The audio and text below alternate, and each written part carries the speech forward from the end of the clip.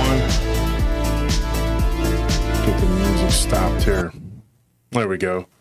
It's a little abrupt, but it is what it is. So here's what's happening tonight, folks. You know, I was just, we weren't going to do it live. We weren't doing anything. And I was doing a lot. I was trying to get the book, the Bigfoot book, get it formatted and get it laid out so that we could have it ready for you guys.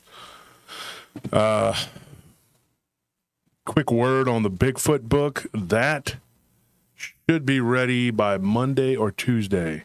That should be for sale. I'm thinking if it's what they say, how the turnaround will probably be Monday or Tuesday. It'll be for sale. It is called The Bigfoot Phenomena. The Werewolf Dogman book is hit number 1. It's a bestseller, and it's in the Ghosts and Hauntings category. Go figure. And then in the Unexplained Mysteries category, it's number 2. And then Supernaturalism or Supernatural, whatever, it's number 3. So, you know, do me a favor, folks. First of all, Josh Turner at prtpodcast.com. Some of your stories, if you have stories, send them to me. Or if you know somebody who's got some stories, because that's been a big help too. People who know people who have stories, and they're like, hey, I know somebody who has a story, then you send them my way. And that's been a big boost, a big boon, you know, because a lot of people, they don't listen to the show. They give me a story because somebody they know told them, hey, give this guy a story, he'll retell it. That's the thing. Patreon.com/PRT podcast. We are going to try and mail out before the conference. The problem is that we have merchandise scattered everywhere now. It's here. We're getting some more in on Monday, but we have to organize it by size and everything else. And for a while there, not to make excuses, but I had gout in my knee, and it was bad, and I couldn't. It was just it. And then before that, I had COVID for like 4 weeks. And everybody kept saying, I've got COVID, but my wife doesn't have COVID. Nobody knew who had COVID, who didn't have COVID, but I did, even though it didn't say it. And people in my house had it, so I know I had it. So that being said, I was sick, and I couldn't. So, you know, I don't want to be, you know, sick and messing with stuff and doing stuff. I couldn't do anything. So that kind of put us behind the 8 ball, and we didn't. We weren't able to get the stuff out. So we apologize about that, but we are going to try to mail out to the Patreons as many as we can before the conference. And you're going to want to wait if you're on a higher tier from the Patreon, because then you're going to get a copy of my book. So, yeah. So that being said, we wanted to do a show tonight. We were just having a conversation, and I thought this would be a great conversation to have tomorrow, but I have stuff lined up for tomorrow. I have stories prepared for tomorrow. And so I was like, you know, I should talk about this just off the cuff, just do a show and talk about this one. It is the nature of reality, and it is about a haunted house too that kind of sparked it, and a little bit about Dogman. And we don't have to be here all night. I mean, I know it's a Saturday night, and it's a good night to have a live, because you're not going to be. That's why I do the lives early on Sunday. People got to work in the morning, so we try to wrap it up by 11 o'clock, whatever. But tonight is Saturday, and most people don't have to work tomorrow. Thank you for that donation, Kate. We appreciate that, because that is definitely going to the conference fund, which is it's a lot. So, yes, anything helps at this point. We appreciate it.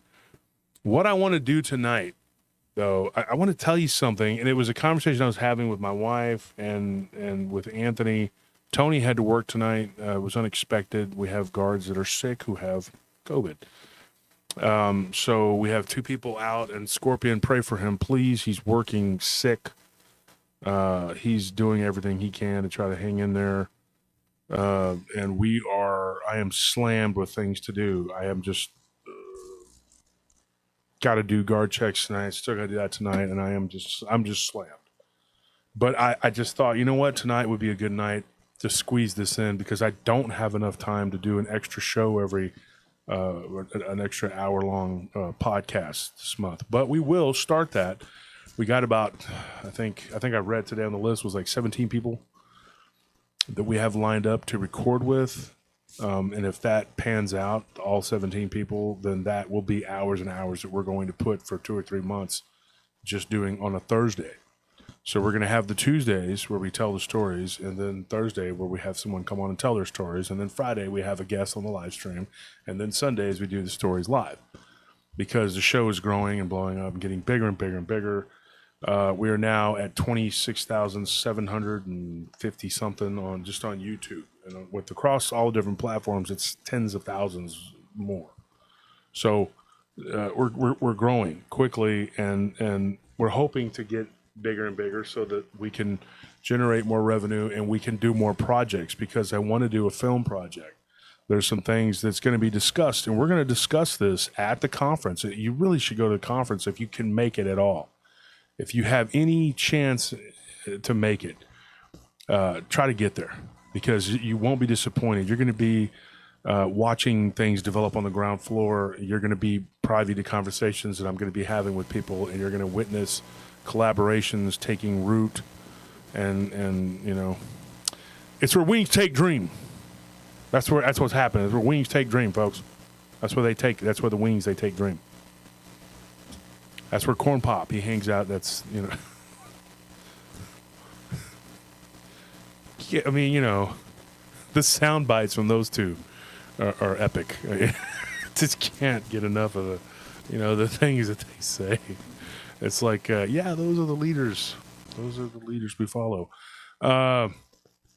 So one of the things I was going to talk about tonight, there was a guy, and he's actually an author too. And it's funny because I've talked to several authors that I've interviewed over the years, and not just paranormal authors. And it's funny because I just became an author, but it's not.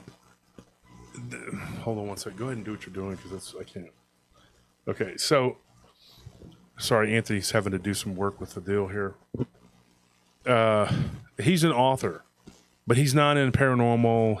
He writes fiction books, and he actually helps a couple other bigger authors. I guess, or that's what he did do, and he was retired now, is what he said. He was retired, but years ago he would write, like, I guess, ghostwrite or whatever, help people that were, you know, trying to make deadlines, and they would give him like something to do, and he would help write books about subjects, and these were they weren't paranormal, but every now and then it was horror, you know, like pulp, you know, science fiction and things like that. And he wrote for a magazine for a little while. It wasn't a really popular science fiction and horror and all that. It wasn't really popular what he did, but he made a living at it. And he did some other pretty neat things too. We talked. And how this came about was through an actual author friend of mine who does some of the stuff that I do. And he's like, you know, I'm really an interesting guy. And this particular individual said, you know, he'd make a good guest on your show. So I reached out to him, and I'll call him Lee. Lee was not interested in being on the show. He has had some issues, throat problems, whatever, and so he is not able to speak really well. Got a lot of interesting things to say, but he has some issues because he had not lymph. What is it? He had throat. Anthony's just left the room. I was going to ask him, but anyway, he had like a type of cancer, and it got removed, and it scratched his vocal cord. So he's a little subconscious about the way he talks, and so. But I think he sounded fine to me. You can barely tell. He is in his early 70s, but he was a very interesting guy, very eccentric guy. And a couple weeks ago, I had like a 2-hour conversation with him, and we were messaging back and forth. And I thought, this guy would be a great person to talk about. I didn't know how I was going to squeeze it in, or when, or if I could convince him to try to come on and talk. And I think part of it too is like he's one of those people that's done a lot of work for other people, and he didn't want it to come out. Like maybe I was going to ask him something, or whatever. I told him, and if anybody's listening, I don't do that. I don't ambush people with crazy questions. If we have discussions, most of the time it's unrehearsed, but I'm not going to ask you something that's very personal and private that we've already gone over that you're like, hey, this is off limits, and it's off limits. So that being said, there's a couple things I wanted to do before we get started to talk about this, and then I bring all this together for you in a story. First things first, a good friend of the show and a good friend of ours, Deborah Crawford, is having some major issues. I would like to have some prayer to raise her and her husband up in prayer. He's got a real bad fever, and if you would say a prayer for them, that would be greatly appreciated. And also, I would like to say a prayer for several people that there's so many to name right now that need help. Ona Johnson lost her father, and if you would lift her up in prayer, it's very hard for her. And a good friend of mine named Tom, I'm not going to get into his last name, but he's going through some issues, and just please pray for him too, if you could. Just say those prayers. The other thing I was going to do is make a plug. The other night I went to dinner, and I told these people that I would, and it's called Freida's Seafood. And I like Eddie V's. That's my favorite place. I quit going to this other place. The service went downhill. The food was bland. So Eddie V's is still good. It's still one of my favorites, but I found this place called Freida's. And Anthony, I think you will agree, Freida's is off the chain. It is. Oh, yeah, that's awesome. Really good. And so if you're ever in Austin, in the North Austin area, and you're looking for a place to go to eat delicious seafood, Freida's that's the place to go. It's incredible. Who's that there with you? This is Elvira. Elvira's getting bigger. Girl, you can't lick the microphone. She's getting bigger. She's one of our most well-behaved pets. There we go. But that ain't saying much. They're all pretty bad. She's the star of the show. They're bad little dogs, bad little cats. Our teddy bear. See?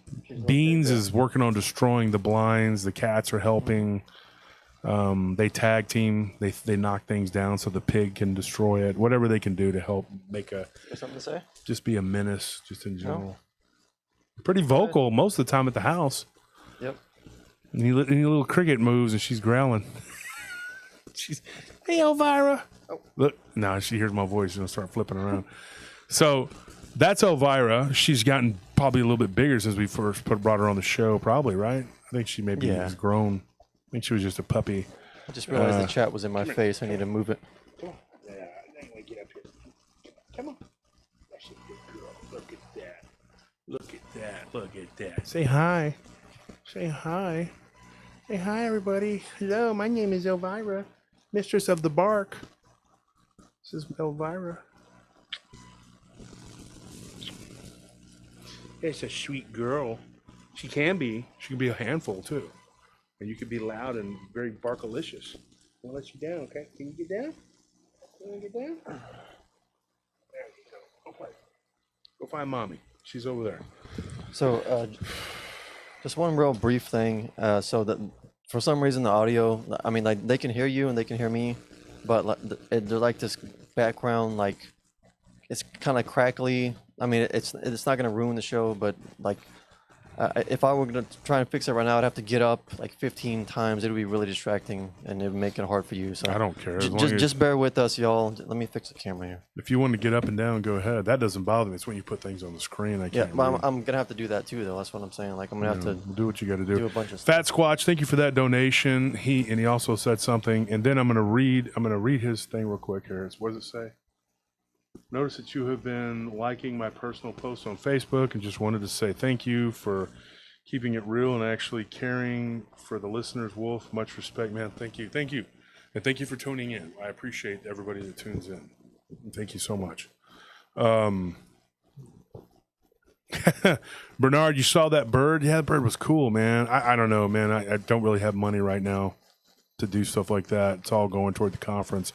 And then I spent a grip trying to get these books out, which hopefully I can recoup some of that, The book is available on Amazon, Werewolves and the Dogman Phenomena. Get your copy. Now, what I need you to do, though, is read it when you get it. And honest opinion. I want your honest opinions. It's my first effort. I think the Bigfoot book, honestly, I think I wrote it a little better. Only because I think that I kind of had a more clear understanding of what I was doing, and I was more tentative with the Dogman book. Frank Harrington, thank you for that donation. I think that, and that's actually Patricia Gambino Harrington, but thank you, Patricia. Which we should just say Patricia when we see Frank's name. In another plug I wanted to give is Larry Fisher, Fisher and Sons Roofing. They do a great job. I've had a couple people respond back to me from them doing their roofs, and they were very pleased. So if you need a roof, he travels all over the place. He'll go out of state if he has to. If you need your roof repaired. So Fisher and Sons Roofing. And the other thing is Total Fitness Nutrition, my friend, and she has been invaluable. She helped us get over COVID and all kinds of other things, my gout, everything. And her name is Yvonne. Thank you for that donation. Curtis says, when is the Bigfoot book going on sale? Probably Monday or Tuesday. That'll be ready. So get your copy of that too. So, yeah, that I'm about to have to put my freaking glasses on because I would wrestle a tiger to get LASIX at this point. And I hate doing these freaking glasses. Nerd alert! Anyway, here come the glasses.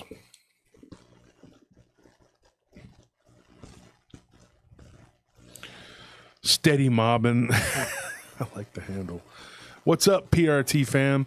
So, anyway, I talked to this guy, and I gave you a little bit about him and his backstory, and he bought a house up in New Hampshire.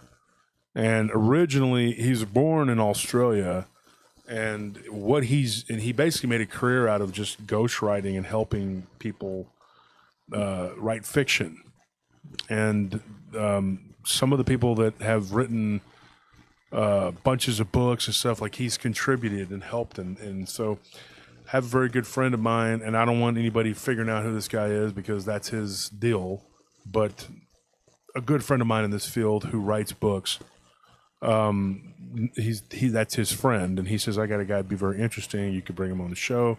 Like I said, Lee was not interested in doing that, but he did give me his story. Now, as I was showing Anthony the other day, it was a very long story because it was how long did I scroll through the email was on the phone? You probably could have published it as a short story. Yeah, absolutely could have. The guy writes very well. I mean, he writes very well. And that's happened a few times recently. Somebody's just given me and I just said, look at this, look how long this is. But I like that. I want you to send me something that's going to make me read, because then I got more to talk about, And then people always apologize. They're like, oh, no, I'm sorry I wrote such much. No, don't apologize. Even if you feel like you're rambling, please ramble on. I don't care. I don't mind.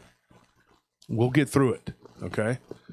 So anyway, I got all the pleasantries out. Go to the conference. Check out. We put the thing on there for the conference for the tickets. Put the link for the book if they want to buy the book. Oh, yeah. We'll get all that done. David Wolf, thank you. He says, see y'all Labor Day weekend. Thanks for what you do. Yes, I'm glad you're going to the conference. I want to meet as many people as possible. Taylor, I'll try to get the book when I get to the conference. I'll be reading that book right away. I'm excited. I can't wait to see everybody at the conference. It's going to be great. We are going to be staying at a particular hotel. So if you are going to the conference and you want to know what that hotel is, message me in private. And if you have any concerns or whatever, maybe I can talk to you. I called a few people today who were saying that they were going to the conference, and talk to them on the phone. So here's the thing. We began a conversation. We were at the pet store. We were going to the pet store, and we were driving, and it was me and Nellie and Anthony, and we were talking about the nature of reality. And I had a conversation with my brother about this a few days ago, and we were just sitting there talking about our house. And he has mentioned to a few people in the house that he thinks something's going on. And I said, yeah, I don't believe that it is as bad as it once was. I think that it has gotten a little better, comparatively speaking. But that's not saying that it's fixed, that the problem is gone.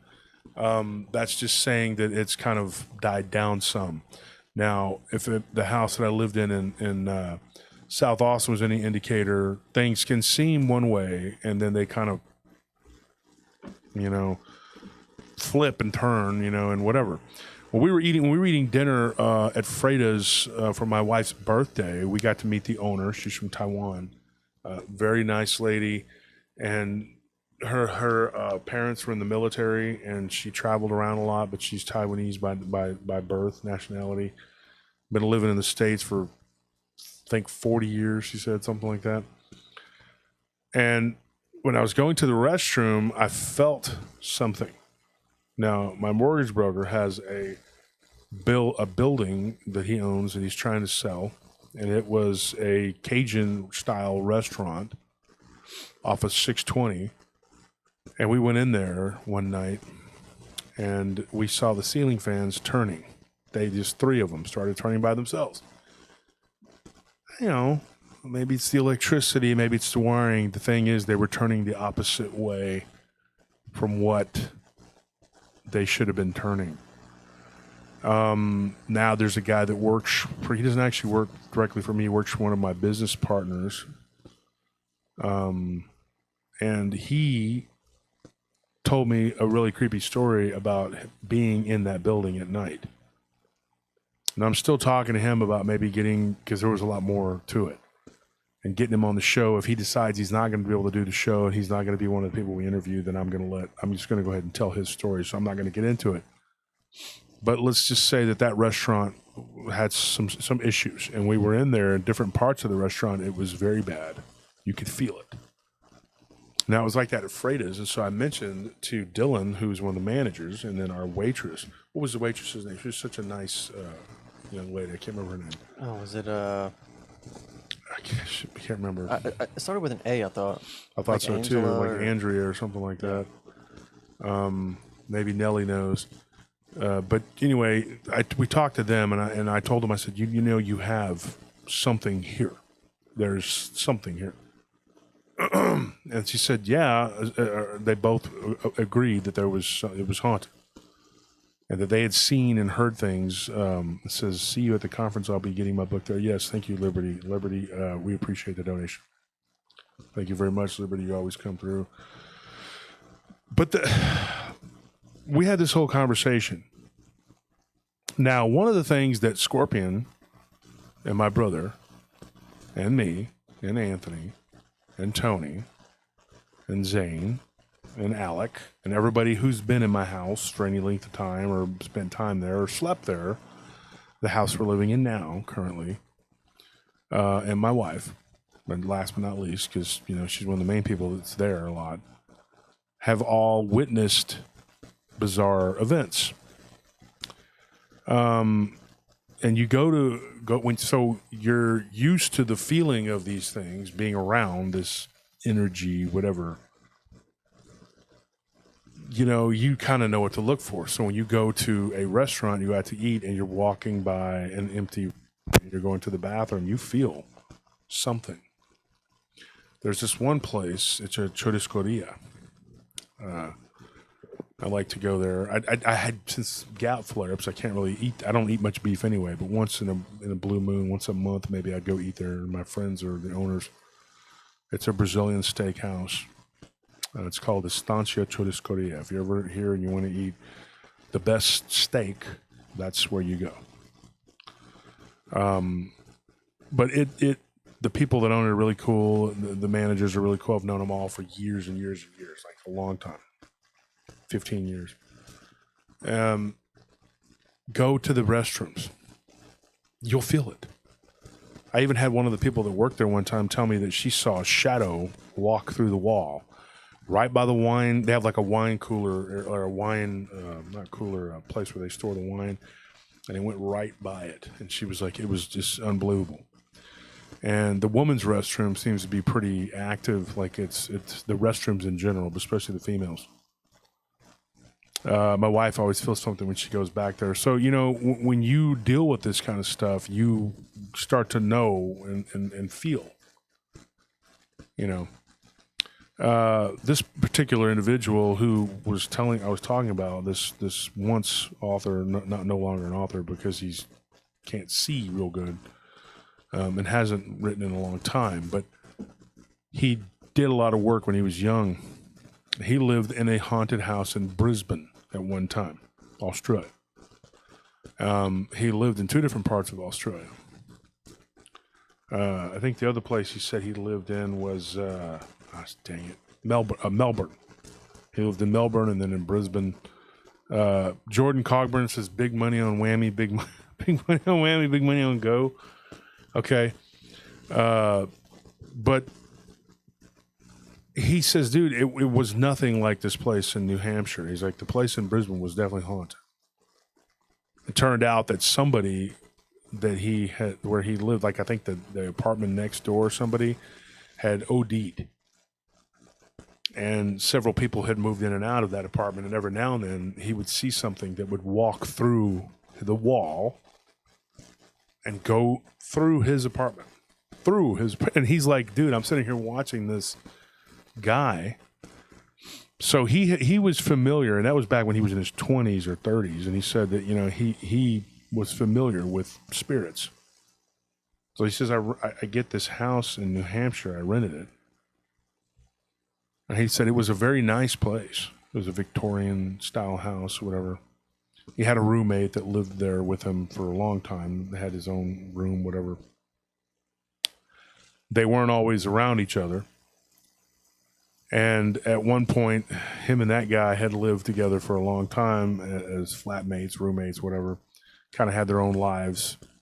And they took on a female boarder, somebody who, you know, needed a place to live, which was, she was like 20 years younger than both of them. So she did something in this house. And now living in a house, we've all seen some weird stuff, and I'm gonna tell you what struck up, how this conversation came about. The female boarder, she decided to have a seance there. She didn't ask permission. The roommate was gone. He was out of town. He was like in Baltimore for some kind of convention or something. And then Lee, was in Seattle. So they're on 2 sides of the country, and she decides, you know what? I'm just gonna try to contact the dead because the house was haunted. Up to the point where they had the female boarder, only Lee's roommate, I'll call him Randy. Randy had seen full-bodied apparitions on 2 occasions. Chad says, keep it up, Wolf. I've listened years ever since you were up on that guy's name. Thank you for that donation, Chad. I appreciate it. And so when if it was me, I'm going to be real honest with you, and you rented a room from me and you just decided to invite people into my house while I was gone and have a seance, I cannot tell you how angry I would be.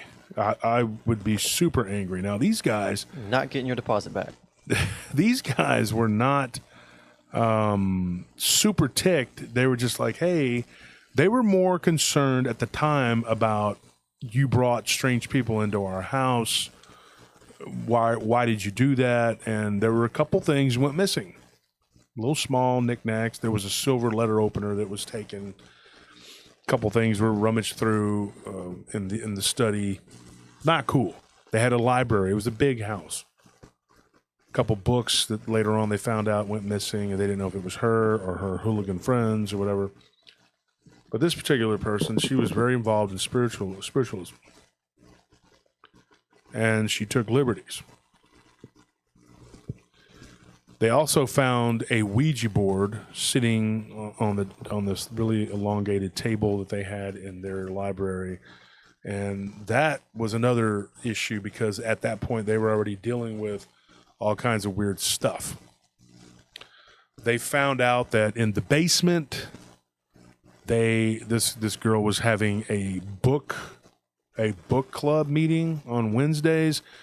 What was essentially a group of, I guess, witches And I don't mean like, oh, we're going to go out and find roots, nuts, and berries to heal you, witches. I'm talking about witches who want to conjure stuff up and, cause chaos type witches. This all came to light eventually. But what happened prior to that? And I asked, I didn't talk to Randy, but I talked to Lee. I said, tell me what happened prior. Because a lot of times, and like I've said this before, and I'm not the guru of the best storytelling on earth, whatever, but I do my due diligence, and I like to get to the root of there's going to be a story that's going to come out on Tuesday. Okay, a gentleman, and I'm not going to wander off. Okay, I'm just listening to what I'm going to tell you. He contacted me through a friend of mine from Lebanon who said, "Hey, my cousin." He's got a really crazy story about these werewolves that you talk about.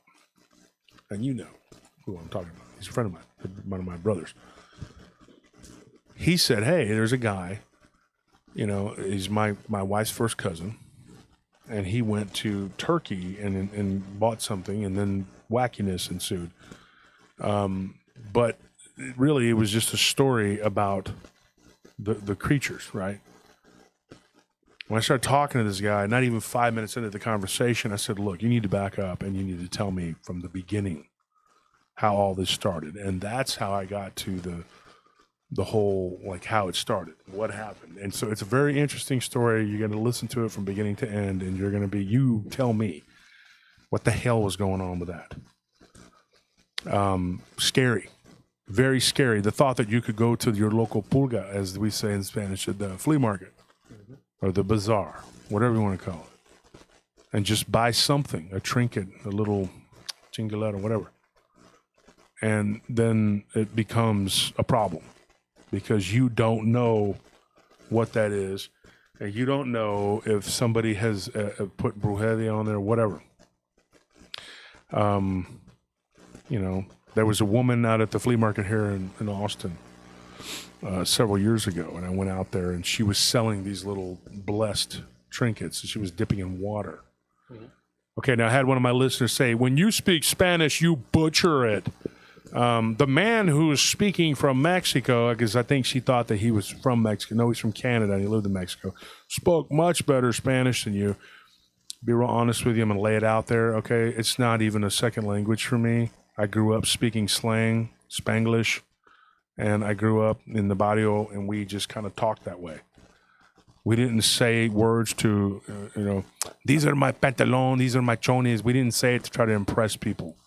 I mean, if you go to Mexico, or you just hear a native speaker from Mexico speak, like they butcher it too. Yeah, it's not even, it's not Castilian. Yeah, I mean, like they'll say like ontas instead of like ¿a dónde estás? Ontas. Well, another thing they'll do is say lavanderia, which is not even a real thing. Well, no, the lavanderia is correct, but they'll say washateria. Washateria, yeah. And then like parking is supposed to be estacionando, but they say parqueando. Parqueando. And it's just a made-up word from English. Yeah, they'll throw an O at the end of it, and they'll say things that are like... Yeah, and like I think a coche is car, but they'll just say carro. Yeah, carro. It's actually not a word. Carro, and then rata. Yeah, that's not a word either. Mm-hmm. So, folks, I'm not trying to defend whatever. I don't care. It's just that this person jumped all on me in the comment section. Somebody took it down. I don't care. And so speaking the way I speak, this is how I spoke growing up. This isn't some new development. Like I was like, oh, you know what? I want to try to appeal to the Spanish audience, and so I'm going to act like I speak Spanish. No. I'm half Mexican. I have a Spanish word tattooed on my chest. Okay? This is who I am. I'm a Tex-Mex, exactly. Okay? I'm a Tejano. If you don't like it, you don't like it. I'm sorry. Okay? Pobrecita. I want to go get something, some tissues, or I don't know, you need to cry, whatever. But she had a very ugly little thing to say. And then she was like, don't take this the wrong way. Well, how am I supposed to take it when you're trying to be insulting? I'm going to go around slapping people. Don't take this the wrong way. Bam! Oh, sorry about that. Did I rattle your sesos a little bit? Sorry. Yeah. I'm not going to take it any other way than the way it was meant to be taken, which is, good. Good for you. You made your point. Now don't ever comment again. All right? We're good. Here's what I'm going to tell you. Okay. This guy goes and he gets this thing from what we call the pulga. He buys it. Never should have done it. And all kinds of stuff happened. That's it. Fab Welder, my mother was Mexican. And I'll tell you this, growing up with a Mexican mom, my friends who are half Mexicana, whatever, and they have a Mexican dad, it's a lot different because a lot of times the dad works, he's in and out, whatever. The mother raises you. So in my opinion, I think people that you may look more Mexican or less Mexican, doesn't matter. If you're raised by a Mexican mom and you're getting hit with the chancla and you're being told to eat menudo and you're going to eat it and like it, then you know what it's like to be Mexican, okay? I grew up with a mother who didn't play around. I don't like tripas. It's not just an ethnicity, it's an experience. It's like it is. Like Rob Schneider said about, I had an Asian mother. I don't recommend it. Yeah. Let me tell you something. I'm not going to get off track here, but having a Mexican mom, especially one as strong-willed as mine, she would beat me with every syllable if you acted out in public until I got older. I was a little kid. I was rambunctious. And she would pinch me by the arm. Before we even went in, we'd be going into the TG&Y, and people remember that store. And she'd pinch you by the arm. Yep. And she'd be like, look, pendejo, you don't look at nothing. You don't touch nothing. You don't look at nobody. You don't talk to nobody. Shut your mouth. Cállate la boca. Don't ask me for Cállate nothing. la boca. Don't ask for nothing. And then if there's somewhere she's looking at patterns or the quilting patterns, siéntete. Don't make me take you into the dressing room and just hit you with every syllable. Okay? Seriously. I'm not kidding. You will learn to behave. Okay? You will learn. Dealing with a Mexican mom is different. It's unlike any other mom. I know black moms, white moms, Asian moms, they all have their own way of doing things, whatever. I had a friend who was growing up. He was my friend. His mother was white. And she would whoop him with an extension cord. And I was like, whoa, okay, my mom, she would do she didn't do all that. So I'm not going to sit up here and say white moms don't do it too. But one of my friends, his dad was Mexican and his mom was white. And it was a completely different ballgame. Like this kid did not grow up eating Mexican food. His mother did not make Mexican food. And the dads usually don't make it. So it's like maybe a burlita, like a grandmother would. But it's not the same when you're growing up and you're eating fideo, you're eating marasqueta, what else does she make? Carne guisada, not asada, not that California's talking about Texas stuff. Arroz con pollo. Arroz con pollo. You grow up eating that kind of food, and then, of course, one of my favorites, pozole. It's like menudo, the good part of it, without the tripas. That being said, get back on track. That's what it's like growing up with a Mexican mom. It's totally different than if you had a Mexican dad. It's just a totally different experience. It's not the same. My dad would let my mom kind of take over too. It was, whatever. He would just, he was just the beater. He would beat you. But my mom was the one that raised, And so here's the thing. This guy, he buys he goes into this house in New Hampshire and he has this young girl who starts doing all this crap. And he's like, admittedly, I wasn't paying attention. I was down in Texas at one point, down in my neck of the woods. And he said, dude, I had this horrible dream. Horrible dream. He's down in San Antonio, about an hour from me. And he said, dude, I woke up and there was this being, and this is going to be scary, folks. If you have children or anything like that, they shouldn't be watching this, okay? I'm just going to put that disclaimer out there because I don't want them having bad dreams. And if you're scared or you get scared easily, whatever, you can't handle this part of it, then tune out and I won't hold it against you. Yeah, carne asada is totally different than carne guisada. There's two different things, and they don't have guisada down. When I was in Southern California, they knew what the heck I was talking about. They kept bringing me steak, these flat little skinny steaks. I don't really like them. Like the tapaquino, I like that, but I don't really like those little. I just saw your comment there, sailor. But here's the thing. He said, dude, I wake up and I look at the foot of my bed. Wide awake. He's in the hotel, and get the hotel that he's at. Take a guess. Take a wild guess where he was staying.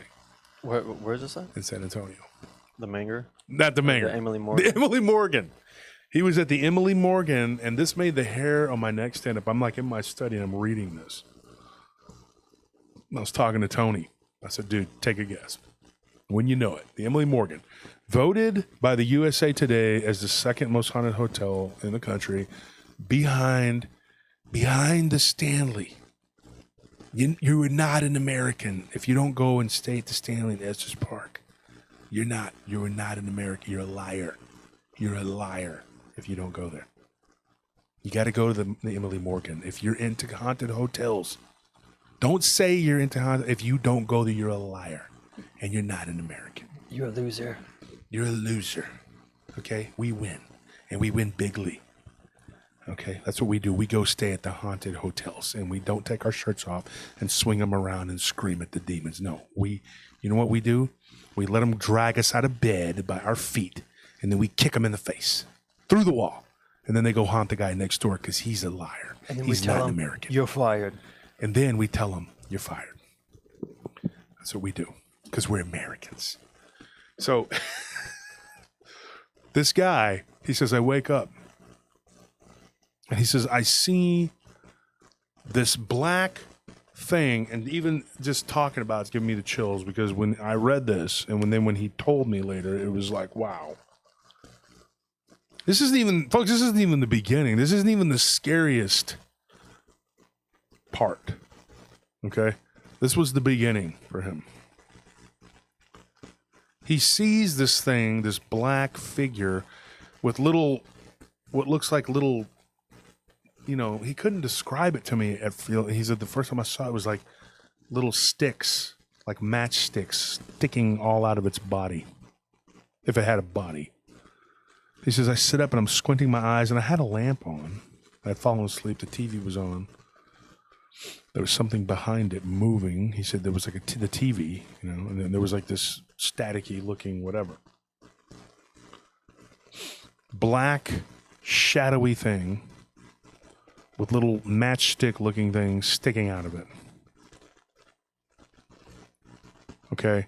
Then he says, this thing moved toward me and it was breathing. He goes, you could see it moving, but the way it was moving, he said the whole body of it was moving back and forth, back and forth. It wasn't like it was breathing. It was like the whole thing was kind of vibrating. Now that's very interesting when you take that word and it's described to you as vibrating, like a vibration. That's very different than something that's breathing. When you breathe, you're like,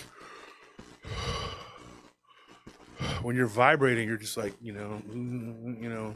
this undulating, weird, whatever. He says, and I'm staring at this thing.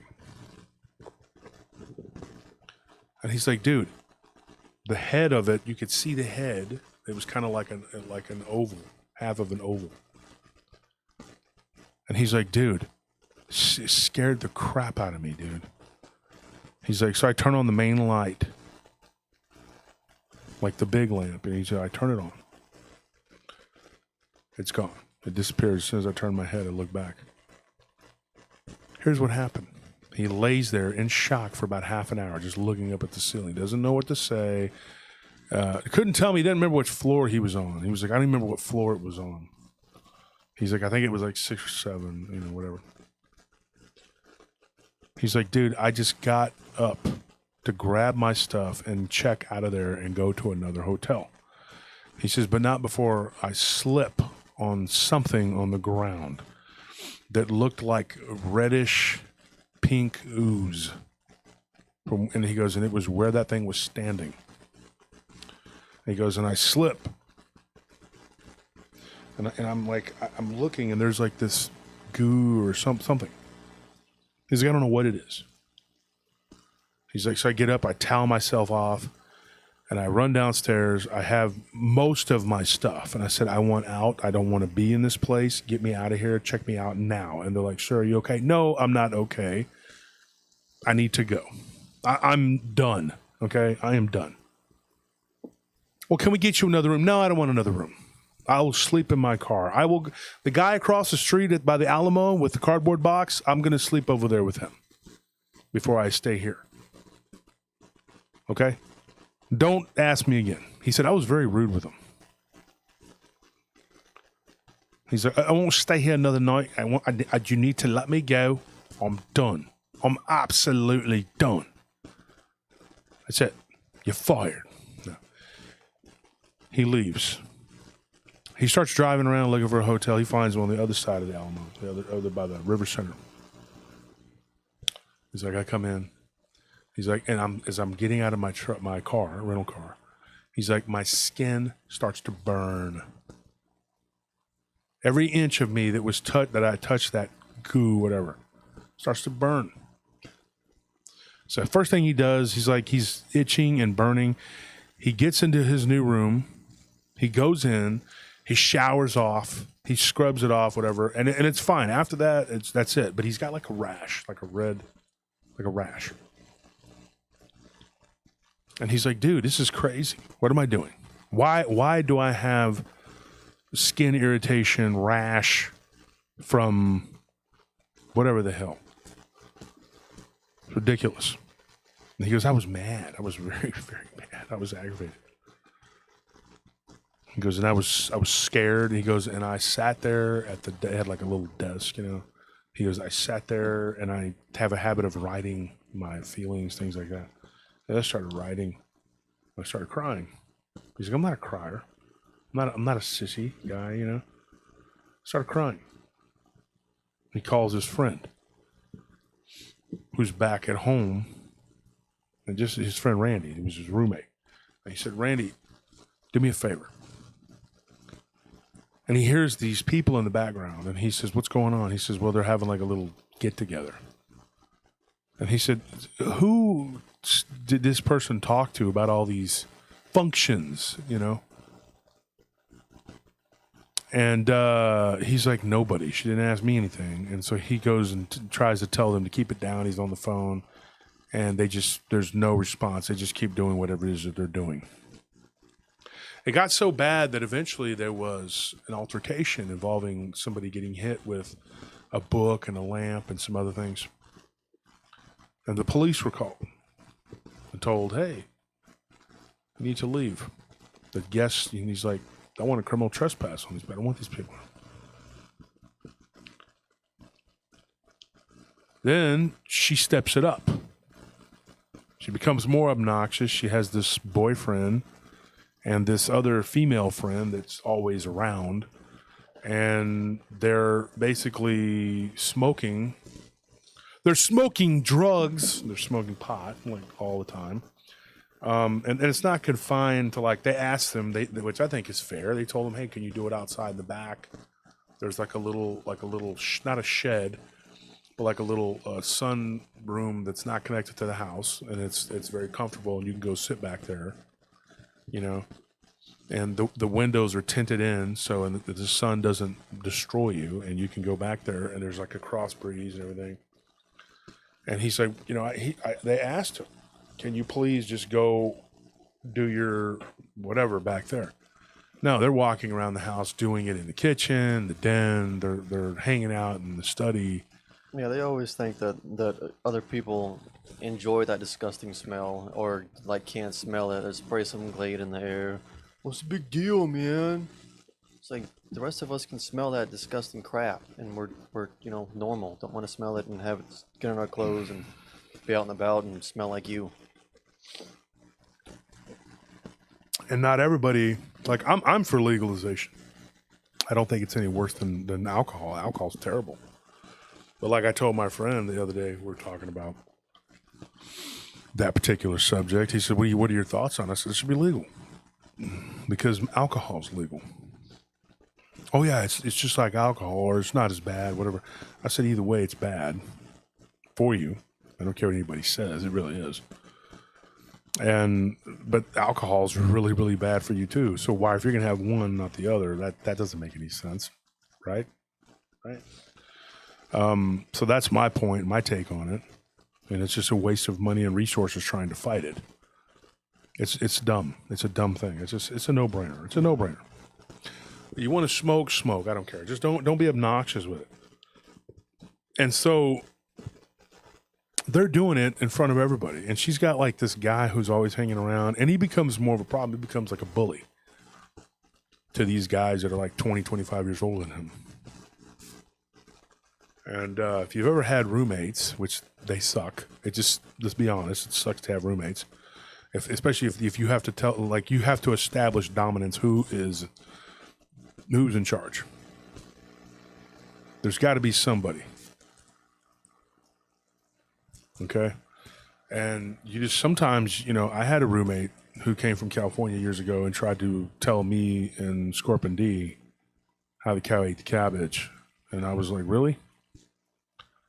Because I will beat you with that saxophone. Okay? You're not going to do what you want in my house. I'll sick my mastiff on you. Shut up or go. And he went. Other than that, my roommates have listened after the first couple little altercations. This guy tried to get chirpy and get all saying things and just making little comments. And I'm like, no. He came from somewhere where I guess that was allowed. But, so this person was doing that. Guy wasn't paying rent, wasn't doing anything. And then first month comes along, she can't pay rent. Then it's like, oh, well, I'll pay you get this in the middle of the month. Middle of the month comes, oh, I didn't. And then 2 months go by. Then they try to kick her out, and then they can't even do that. Then it culminates with them going into the basement, and there is a huge chalk pentagram drawn on the ground on the basement floor. This was ridiculous. This was absolutely ridiculous. So then he comes back from Texas, after he had gotten back, there was right after that, he tells his friend, he says, dude, I had this weird dream, and I woke up and I was completely awake, and I see this guy, and this is where it gets really creepy. He says, I see this guy that looked like he had like little things sticking out of his body. He kind of referred to him as like little thin Legos. It kind of looked like that, and then his friend Randy says, you're going to be kidding me. I went down to the basement to wash clothes.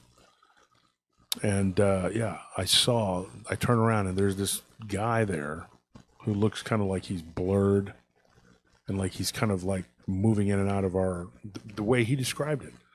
Like he's moving in and out of reality. But he got more of a look at the guy's features. It was a male. It was a guy. And what looked like pieces of sharp glass or stick were sticking all out of his limbs and his sides. Like he was tortured. Right? Very weird. Very weird. Don't know. I don't know how this person,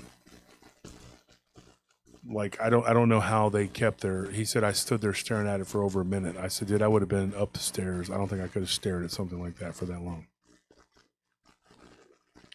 And then same thing happened. There was like this goo. There was a couch down there. One of the neo-hippies went down there and slipped and fell on the goo. And they were like, literally, this is how he told me. She was like, she comes upstairs. Hey, man, like I hurt my arm, okay? And like, I'm going to sue you, okay? You rich effers, because, you just like let your dog use the bathroom down there. And he's like, we don't have a dog. We have 2 cats and a bird. We had a dog, it passed away. We didn't get another one. I don't know why you're down there anyway. Who are you? You don't know who I am, man. And then they started making threats about how they could conjure demons, and the full on came out. It all came out. So they literally went to go start staying with a friend of theirs in a house that was a third the size. They started staying there more and more. And the neo-hippie Manson family took over their house with this stuff, eventually they were able to expurgate them. It took them like a month and a half or something after they didn't pay rent, and they had to redo. It was a big mess. Once that happened, they moved back in. Their lives were turned upside down. A bunch of stuff was taken or destroyed. It was a nightmare.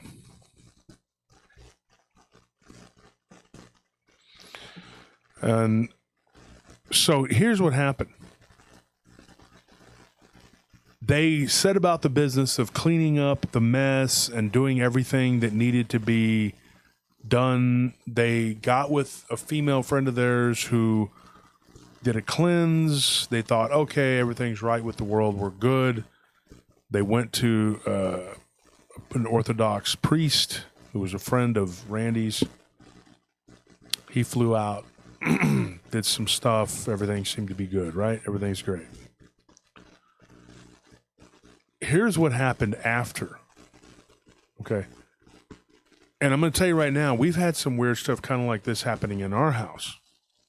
Not as much now, but it was a lot more pronounced than it is now. They started to notice, and get this, weird, like blurry, you know the story. They started seeing like these weird, like blurry, forgot the way he worded it. He said portals, but I mean, I don't really know what that's what it is. You would go through these blurred areas of the house. I don't want to call it portals.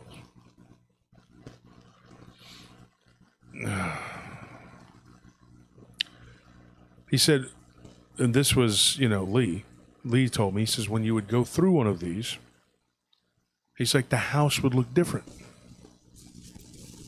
And that's why I was thinking about this, like the nature of reality, like what is it really? Like what are we really dealing with here? Because you walk through something that looks blurry, and then the walls change color. He asked me point blank if I've heard of anything. I said, yeah, absolutely, I've heard of these kind of things. What do I know about it? I know what people tell me. I know my experiences, which may differ from yours or his or whoever else's who's had these experiences. You walk through a blurred doorway, in other words. And then, like figuratively, literally, the doorway to his study was bowed out, or I should say curved in, and like it was kind of like water. He had a friend over, and she touched it, and it kind of like water, like rippled. And they backed up, and they were just in shock. They were like, what in the heck is that? And then she opened the door, and they went through. When they went through the door, this was one of multiple examples he gave me. The inside of the study looked completely different. For several minutes, the inside of the study. What's going on, Elvira? The inside of the study had books that he had never seen before. For example, he pulled a book off the shelf. He says, dude, he goes, Wolf, it was a book about plants, like botany.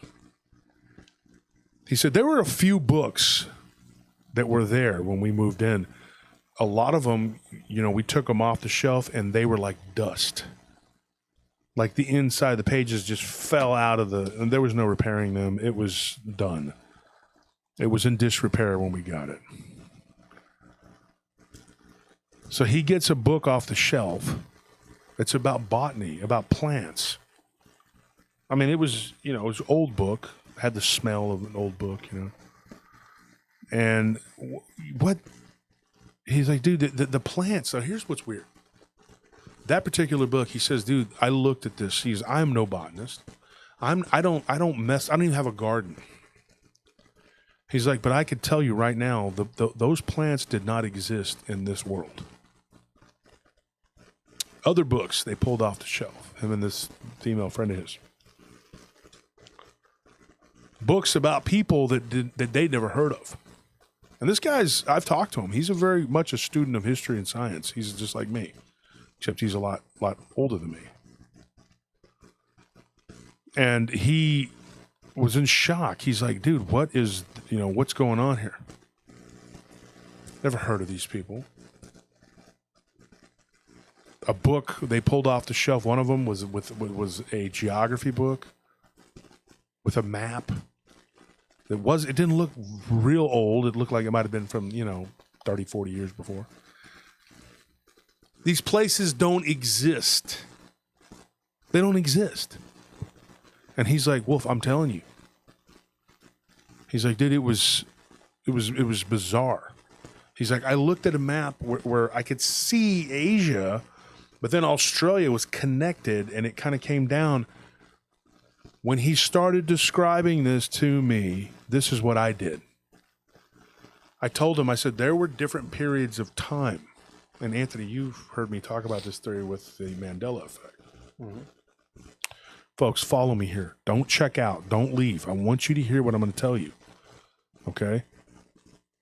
I'm going to try and give you all the information I can from this particular individual because I think it's a very important thing to hear. Okay? Please hear me out. I said, dude, I've been studying the Mandela effect. And he's like, yeah, he said, I recently started looking into that as maybe a possibility of part of what I was doing. And what he said, dude, I was looking at this map and it looked like you could walk from Asia. And I said, let me guess, from Asia to America or little islands. He said, yeah. Yeah. I said, I think that what we did with this Mandela effect, we are looking at a younger Earth. And people are going to tell me, oh, wow, he's really flipped his lid. This guy's really crazy. He's just out of his mind. Really? I'm crazy? I'm just out of my mind? Yeah. Because you don't know geography. You don't know history. You don't know science. I'm the lunatic. I'm the crazy one. Got me really hot under the collar when somebody was telling me that. We were at a party, and Anthony, you remember this. We almost got into a fight. I don't like being mocked by some drunk people. And this person is telling me that there's no way that this is what we're dealing with. And I said, go look at a map. Go look at a map from 30 million years ago, 20 million years ago, 10 million years ago. They're out there. Go find them. But you can't just Google these things. You need to find actual books. Hard books. You need to buy books because they can manipulate everything that's digital. Okay? With digital, you can get all the bad, but not all the good. Like, there's a cursed book that you read it, you're still screwed whether it's digital or not. But you're just not going to get any of the good information because they can pluck it out of there real easy. Once a book has been made into a hard copy, and it could be a soft cover, but I mean a hard copy, an actual book. There you go. He said that these books were like a world, to me, this is me kind of making the connection. It was to me like a world that existed a long time ago, but that actually had civilization. Not the way we're taught, that civilization, is only several thousand years old. Bull crap. We don't know where we came from. We just wandered around. Oh, here we are. Wow, okay, well, let's make a thatch hut here and blah, blah, blah. Bull crap. I think Graham Hancock is a very brilliant guy. I think he's smart. I think he's correct. And I think he's being kind of like Jeff Meldrum, though, kind of 1 foot in, 1 foot out. No offense to Jeff. I think he's a nice guy, but I think he's a little bit, because they're still trying to pander to academia who doesn't care. You're not going to convert them. They're not going to change. They are going to toe the party line so that they can get that feria. That's what they want. That means money. That's cash. That's what they want. Right? Maybe if they win loteria, maybe if they win the loteria, maybe I should say it correctly. Because I didn't say culandera correct. I say curandero, the way she spelled it. Look, they want that money.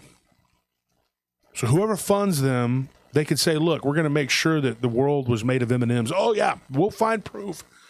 100%. Younger dryas period, made of M&Ms. We figured that out. Who funded you? Well, the Mars Corporation. Is that the ones that make M&Ms? I think so. Yeah. The moon was made of chocolate.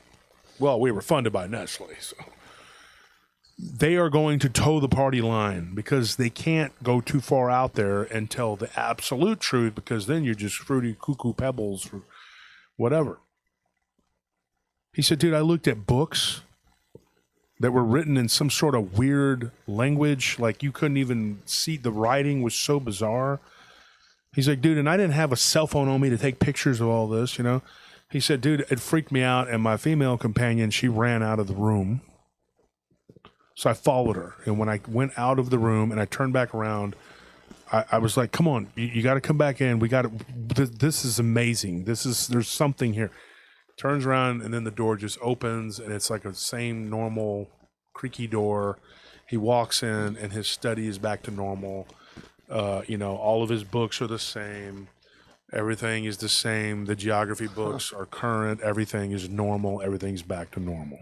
You know what? Speaking of books, that gives me an idea just real quick. What if? Move over a little bit because you're. Huh? The words are all over. Yeah. Hang on. So what if the Voynich manuscript is actually a book taken from that place, or a place I wondered like about that. And tell them what the Voynich manuscript is. So the Voynich manuscript is a book that's written in not just the language that we can't translate and don't understand, but the alphabet itself it's almost not related to any known alphabet in human history. And it's not just a book. I mean, it is a book, but it's got all these illustrations of extremely strange plant life, animal life. It's like something out of a Salvador Dali painting. It's like surrealist, but the way it's written, it's like each part of these pictures is detailed. It looks like a science textbook from another world, like an alien botany, biology textbook. It's the weirdest thing, and nobody's really been able to translate it. Some groups have believed they've come close. They think that it's closely related to like a Turkic language, but even their theory, they haven't. I mean, nobody's really been able to definitively say this is what this is and this is what it says. It's so weird. Yeah, somebody in the comments just said, something very interesting. I was going to look up the Voynich, if you could look it up, look up the Voynich manuscript and when it was discovered. It's one of the great mysteries. We don't know where it came from. The Piri Reis map. Okay, that was made by an Ottoman topographer. And it is supposedly, I don't know if it was made. It was in the 1500s, and I don't know exactly what year. I can't tell you right off the top of my head, but I know what you're talking about. And it is a map that supposedly was a copy of a lost map from Christopher Columbus. And we don't know if the Piri Reis map, there's a lot of debate about whether it's real or not, but it shows like the New World. Yeah. The main thing that I noticed, if you go and look at a map right now, and we'll just kind of go off on a little side journey here, and then we'll get back to business. If you look at a map of the continents and just look at North America, South America, which is like, here's North America, here's South America, right? That's where they used to be. South America's way over here, and here's Africa. And then the Atlantic Ocean, like you could almost jump from South America to Africa. Doesn't make any sense to me. Right? So I'm telling you, if you look at the map, that is, from what I remember, that is the world the way it was, because the continents. Move this. Can you still hear me if I move it? The continents, folks, can you hear me? Let me see if they can hear me, because I need to be able to use my hands. Okay. Here's the continents. It's right here. Like here is the Western Hemisphere, right? Here is America, the North America. Here is South America, and here is Africa. Here is Europe. Europe and Africa are further apart. South America and North America are further apart, and North America and South America are further apart because at one time they were joined, right? It was Pangea, right? And then they all did this. So the way I remember it is North America, South America, just a little bit over, right? Now it's like this. And Africa and South America are closer. That is a map from like 20 million years ago. The one we have now, that now in our world we have. If you go and look at a map from 20 million years ago from now, of course that's not going to be correct. But in my timeline, the way I remembered it, and the way a bunch of other people are remembering it, it's like, dude, that is not correct. In particular, people from my generation, Generation Xers, the older Generation Xers, definitely remember growing up. You know, there's several people. Some are going to be at my conference. We can talk about this at the conference. I mean, I'm telling you, if you take those maps and you look at them, they are literally from the way that the world was before. So it's like they moved us back in time to where the continents are closer together now, where they had like slowly drifted apart. Now, some people will argue that in 2012 something happened. I mean, there's a lot of people that'll tell you that. They'll say, look, something happened. We jumped timelines, you know, of course, the year Reed won with the Mayan calendar, you know, and then you start to question what is the nature of our reality. Are we continental drift? Exactly, Gregory, you hit the nail on the head. Are we living in a matrix? Is that what's happening here? Are we somewhere else? Did we all disappear from 2012? I had a conversation with a guy, and he admittedly, he said, this is what he said. He said he's a Satanist. I had multiple conversations with this guy, and I used it as an opportunity to try to talk to him about Christ, because that's, you know, the way I believe, though, is not necessarily in line with most Christians. And I did use it as an opportunity to try to talk to him and I guess minister to him, try to, you know, very nice guy. And we shared a pizza one night when I was at my job site. He used to work at I forgot the name of the place. It was like Fear Factory, Nightmare Factory, some kind of Halloween place, whatever. And he began talking to me about some of his companions and friends who were Luciferians. And these people had a vested interest in the worship and whatever of Lucifer. And they said that one of the things that he was trying to do was manipulate us through this matrix. But this is what he said, and this is really weird, right? He said that the way they believe the devil isn't really the devil, they believe that Lucifer doesn't want you to go into the matrix, because if you go into the matrix, then you're stuck in the matrix, and supposedly, he told me all this stuff, right?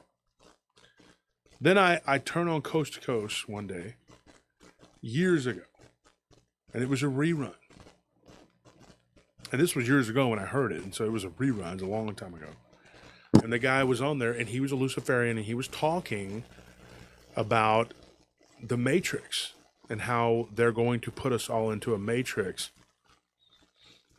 Yeah, see, L. Pepper, there you go. And so basically, if we go into the Matrix, then we're stuck here. And that even Lucifer himself doesn't want that, because we can't worship him and follow him and do whatever it is we're going to do.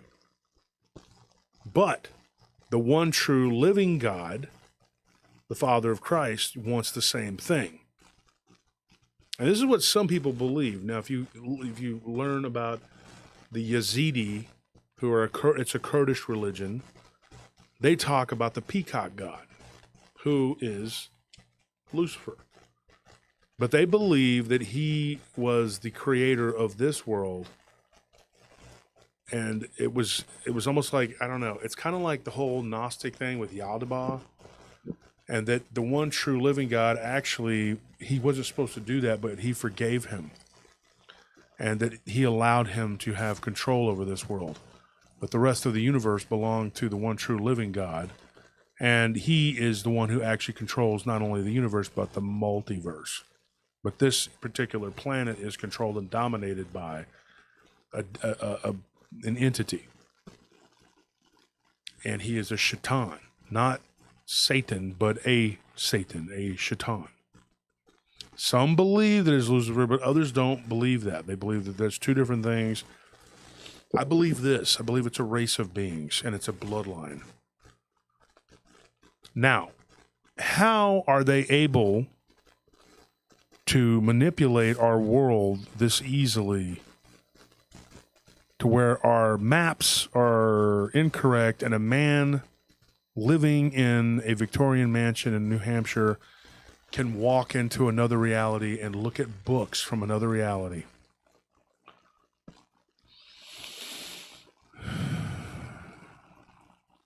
Very strange. Unless we are already in the Matrix.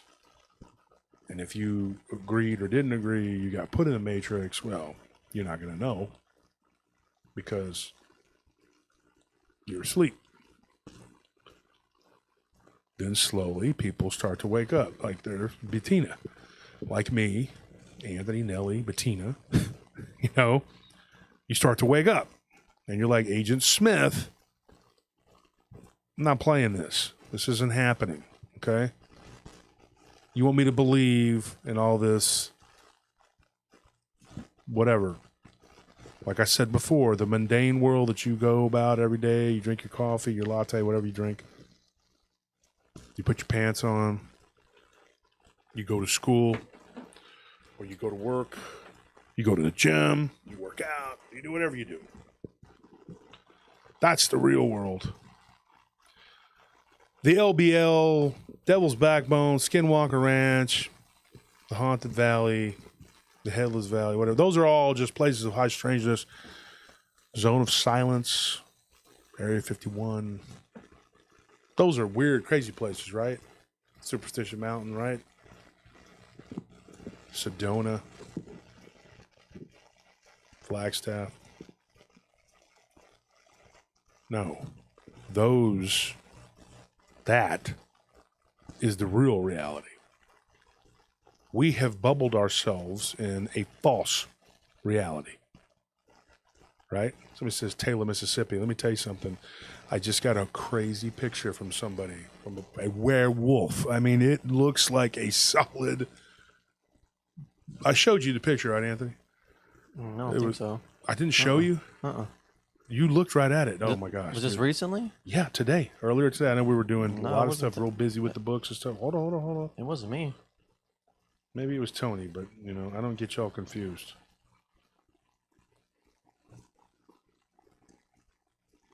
This was crazy. And people will look at it and go, "Oh, it's not real." I don't care. I don't give a crap. I know what it is. A crazy picture. Let me see if I can pull it up, folks. That's not it. Mm-hmm. Oh, man. I wish I could show you people. Well, hold on. Here's one right here. Take a look at that one. That's from Taylor, Mississippi. Mm-hmm. What do you think of that? It's gnarly looking.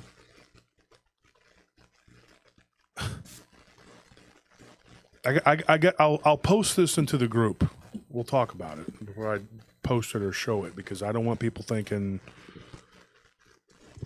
I'm telling you, that's the real world, dude. The world that we're living in right now. It's a lot different than you think it is. The Matrix sounds crazy, but I'm 50-50. It might be the truth. You guys stay safe. Thank you, William, for that donation. This is Valerie Guy says, we'll know our disinformation program is complete when everything the American public believes is false. William Casey, CIA Director, 1981.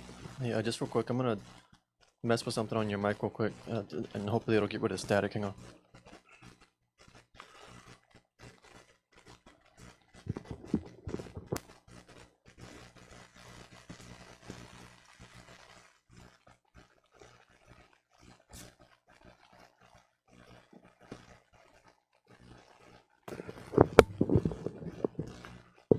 Can you hear me?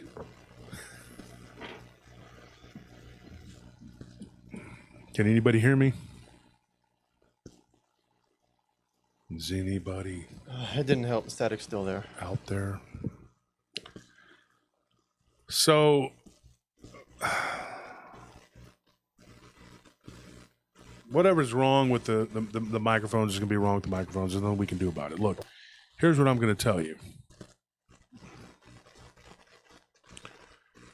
People go about their day-to-day lives. They think everything's fine, everything is just the way it is, and everything is normal and everything, whatever. What you don't realize, though, is that there is a whole world out there that people are experiencing every day. This guy, this gentleman, he was like, dude, are you going to put this in a book? I said, probably not. Maybe. More than likely, I'm just going to put it on my show. And he said, well, you don't say my name. That's all. I just don't want to be messed with. He still lives in fear of the people who he thinks may have been responsible for opening these portals. Let me tell you something. The UFO era was ushered in by three gentlemen. I touch on it ever so briefly in my Dogman book. But in the Bigfoot phenomena, I really go deep into what is going on around these creatures. I really go deep into that. Let me tell you what happened. One more time, they see this guy, which actually wasn't them, it was a roommate. It was his old roommate who saw it the second time. And then another female that moved in. She moved in, but she was cool. And she had a teenager, a teenage boy that lived with them. And he was a good kid. He was helpful. He was quiet.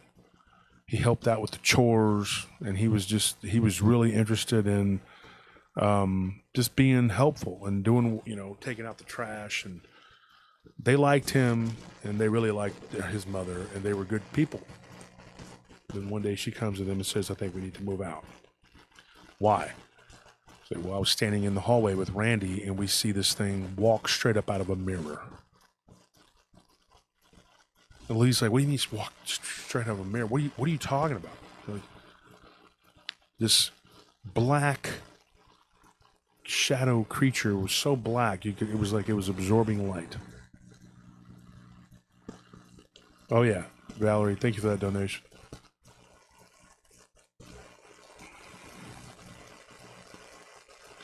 He said this thing began to kind of waddle back and forth going toward them.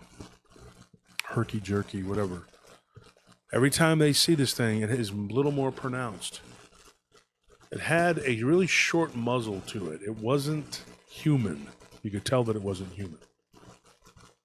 And this was the third and final time that somebody saw it. Now, he believed that this house was haunted when he first moved in. There was a woman that he saw that looked like a maid, or his roommate did, or whatever. And then there was a guy that he saw that looked like a groundskeeper type person, whatever. But one of the things that really disturbed him was that something invisible began to pull the hair of these individuals and grab the young boys. He was trying to take the trash out, and it held the door closed. You couldn't open the door until he began to cry and scream. And they all came running downstairs. House is big enough to be on one side of the house and not really know what's going on the other side. A buddy of mine has a house like that. It's kind of unnerving. Like, you can be on one side and be like, "Hey," and it's a humongous place. I mean, you're dealing with that place where he lives, 10,000 square foot. It's like two different worlds. You're just like you could be on one side, somebody's on the other. I mean, but this house was pretty big, and this guy, he was screaming, and luckily they heard him. The fear was palpable. He's like, dude, it was unreal. I would see things that looked like blurry animals. I said, what do you mean, Lee? Explain blurry animals. What does that mean? He said, one that looked like a hyena. Blurry, coming through the back door. Not through the doorway, through the back door. And when it would come through, it would kind of make this like bubbly. I say bubbly. I don't know. He didn't. Those weren't the words he used. He just said it kind of looked like it would, flip around, move back and forth. It was like the energy was around. His words, energy around. He kept calling them portals, but I don't know if that's what that was. That's why I don't want to say portals, because I'm not real sure that's what that was. But in his words, they were like these portals. And they kept popping in and out, and when they did, it would make this kind of back and forth. Like it was like if you took a piece of plexiglass and you could bend it and let it bounce around, mixed with like water, kind of,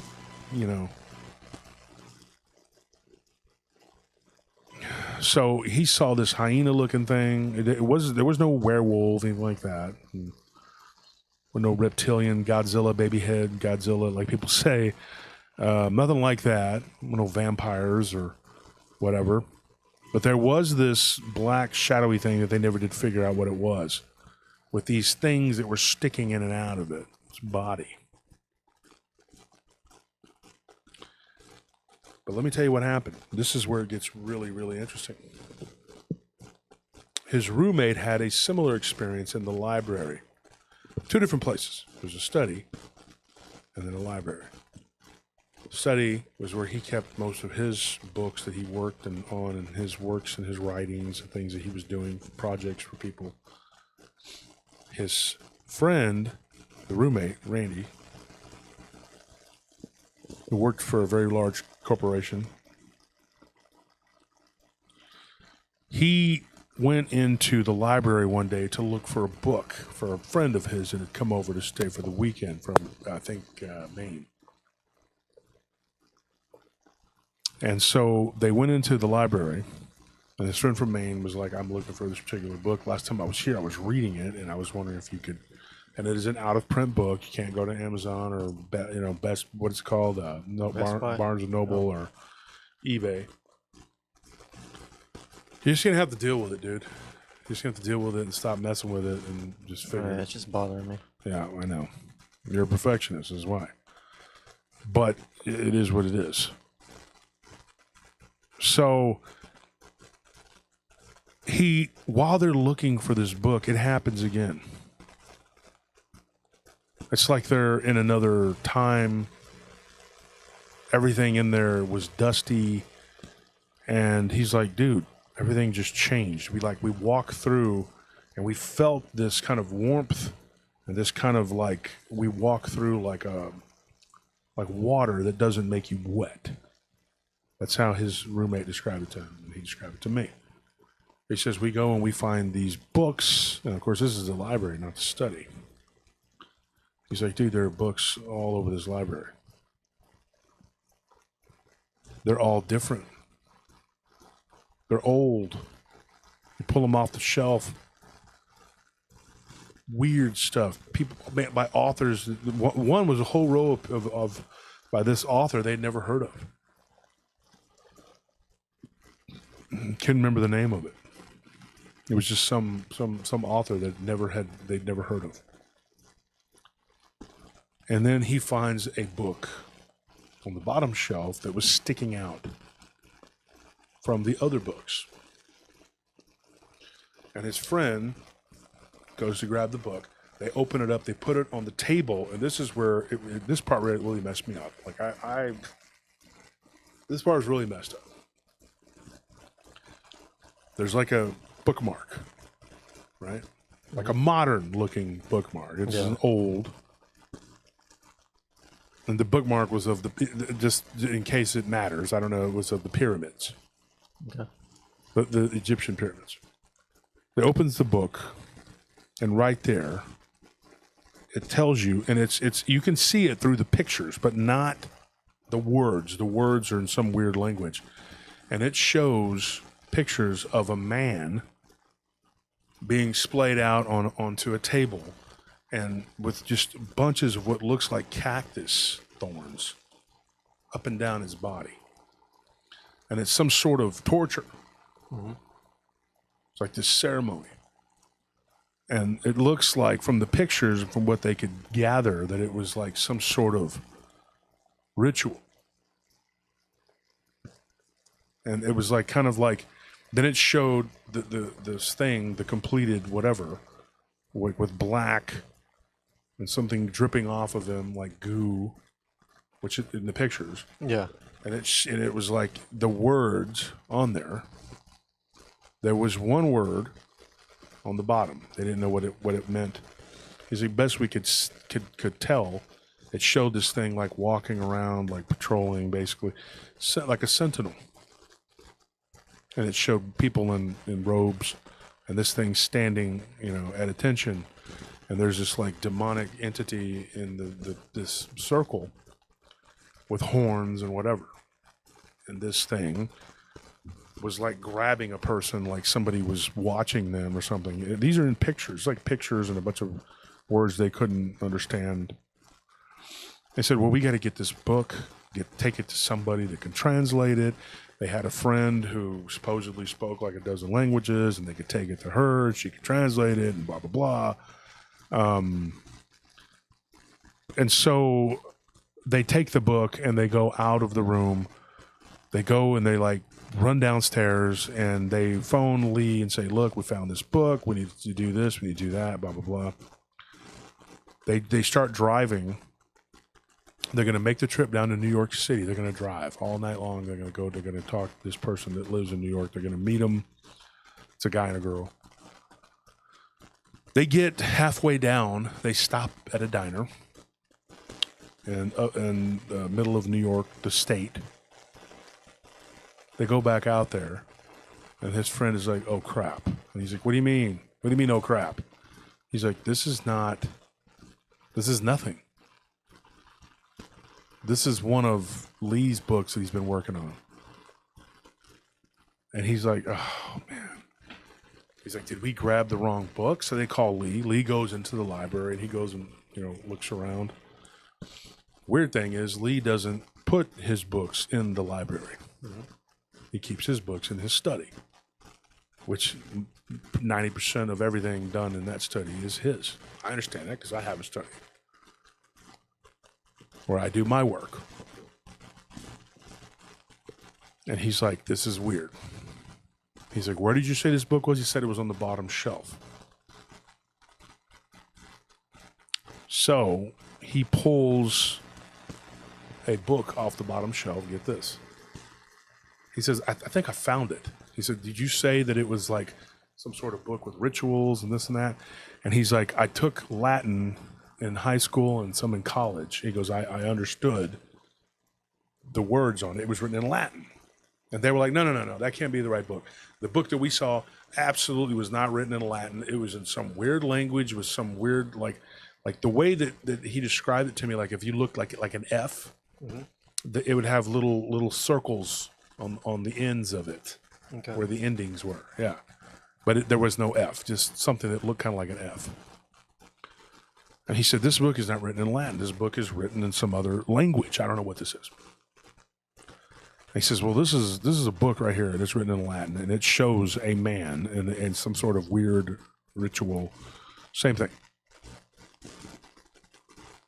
And it was exactly what they thought it was. It was a way to make a man house a demonic entity as a sentinel that could move in and out of reality. That's always around, but it can become invisible, and it can kind of slip into like a sliding into the spirit world and kind of sliding back out. So you got this weird entity slipping and sliding, literally and figuratively, whatever, in and out of reality, dripping ectoplasm or whatever the heck it is. And they're sitting there without the book. So he said, take pictures of the book. We need to take these pictures and we need to send them to our friend. Her name starts with a J. And so she can try to translate whatever it is because, you know, and he's like, dude, it's Latin. You know, you could just, it's right here. You don't need that. They didn't believe him. They were like, no way. No way. Right? They drive all the way back up there. And this is, cell phones weren't like a big thing back then. And this guy had a landline for a long time. He didn't even believe in it. And then they find out that these people who had taken over residence and had done whatever, they talked to one of the neighbors who had gone over there to one of their little parties and had kind of stayed friends with them, whatever. And he's going to be real honest. I didn't like this person at all, but I had to deal with him. Okay. He was a troublemaker and a busybody and whatever, an eccentric, you know, weird guy.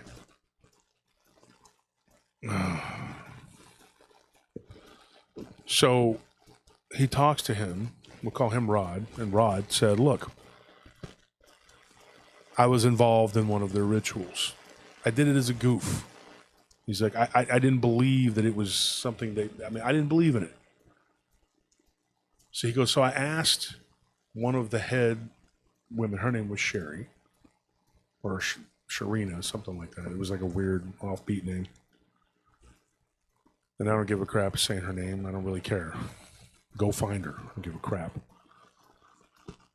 Anyway, Sharina, or Shireen, whatever her name was, told him, she's like, we are a coven. But we're not conjuring demons. She's like, that's child's play. What we're trying to do is bring another reality over to take over and encompass our reality. She's like, it's not impossible. She's like, the nature of our reality is not the way you think it is. And we are in communication with the God of this world.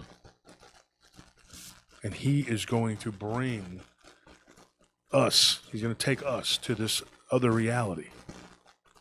And we're all going to live there. But he has to take the remnants, the shattered remnants of this reality, and they're going to use it and rebuild it into a new reality. Then this guy tells him, he says, I kind of smarted off to her, and she got very angry. And get this.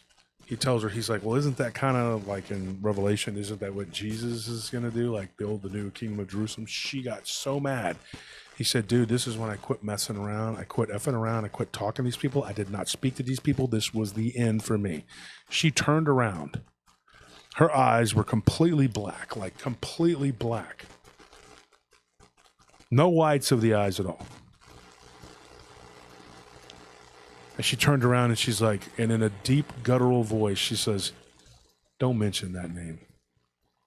And she said, that name has no power. And he's like, okay, sorry. He started backpedaling.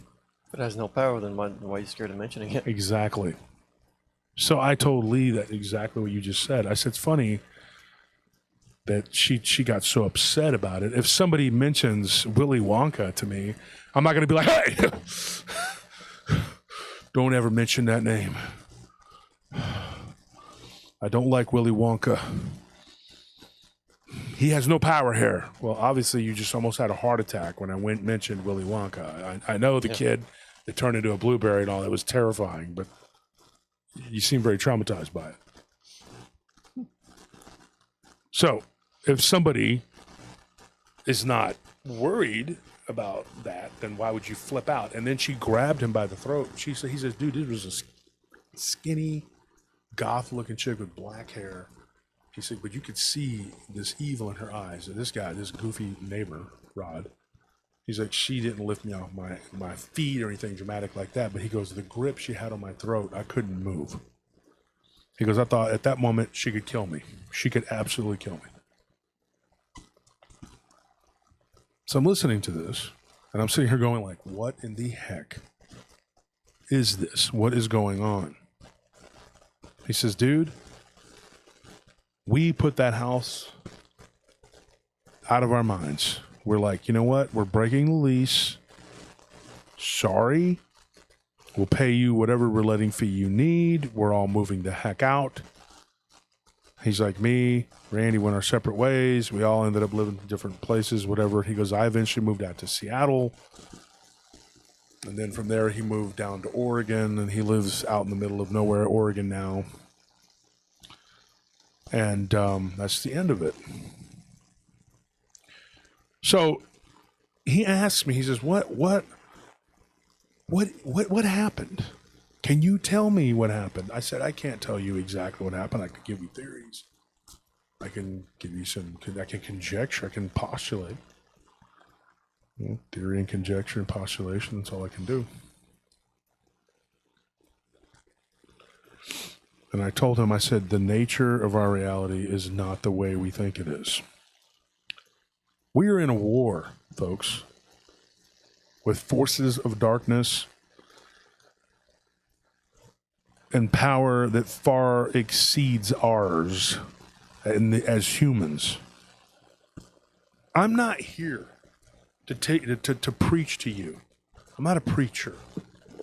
I'm not a televangelist. I'm not up here, oh, we're going to get the, No. I'm just telling you what has been given to me, what I know as the nature of our reality. And I know that it's not what we think it is. And I've been uncovering it layer by layer, little by little, story by story.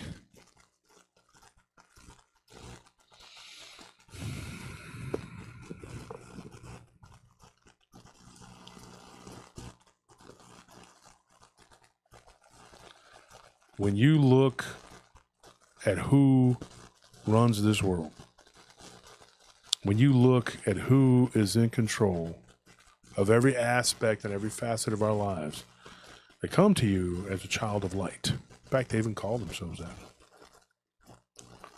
But they're not. They're definitely not.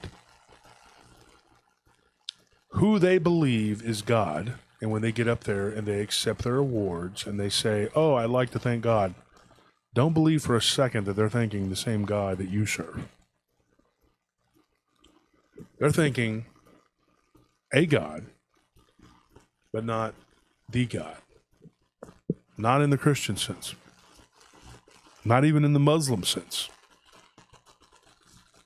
They're thinking something completely different.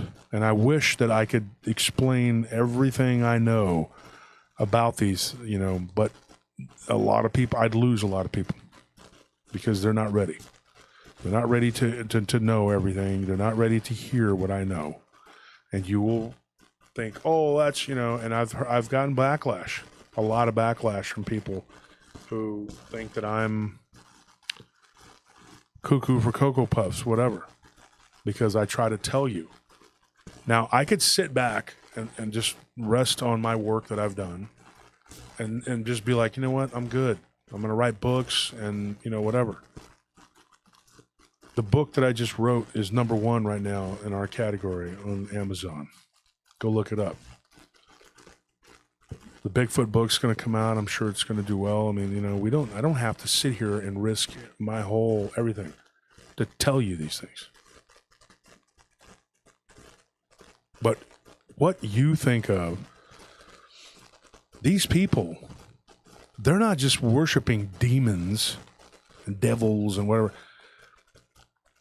They're trying to contact something that goes far beyond that. I'm like, call it Cthulhu times 100. That's what they're doing. They're trying to bring across something that is primordial evil, that has been around since creation. It is the true opposite of the true creator, living God. If God that we know of is the source, he's the source of life, this thing is the opposite. It is the darkness. It is the representative and representation of darkness. Exactly, Maynard. That's exactly right.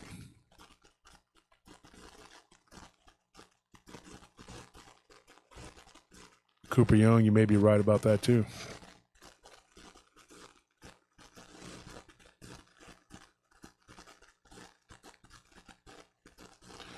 Uncle Sham.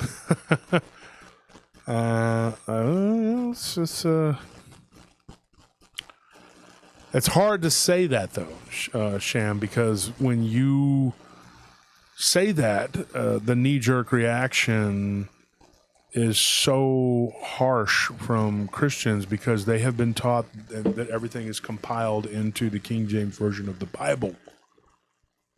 And no matter how many times you tell people, oh, look, like Crawley and Parsons, I talk about that in the book.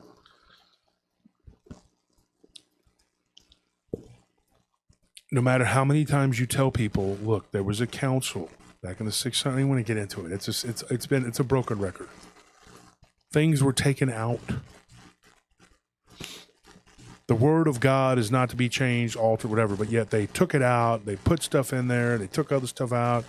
And they used the Old Testament, the Code of Deuteronomy, to control us, to cause war, chaos, genocide, and everything else you could possibly imagine.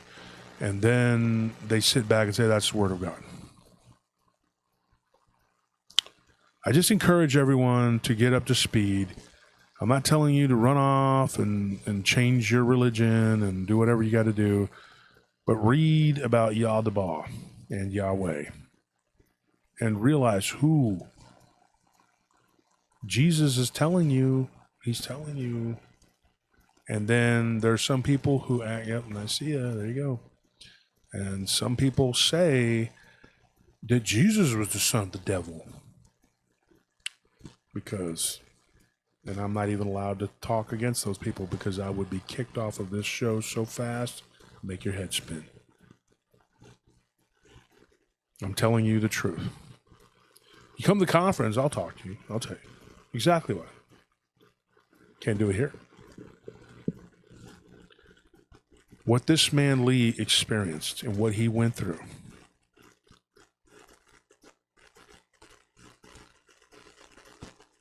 I've been through this same thing, folks.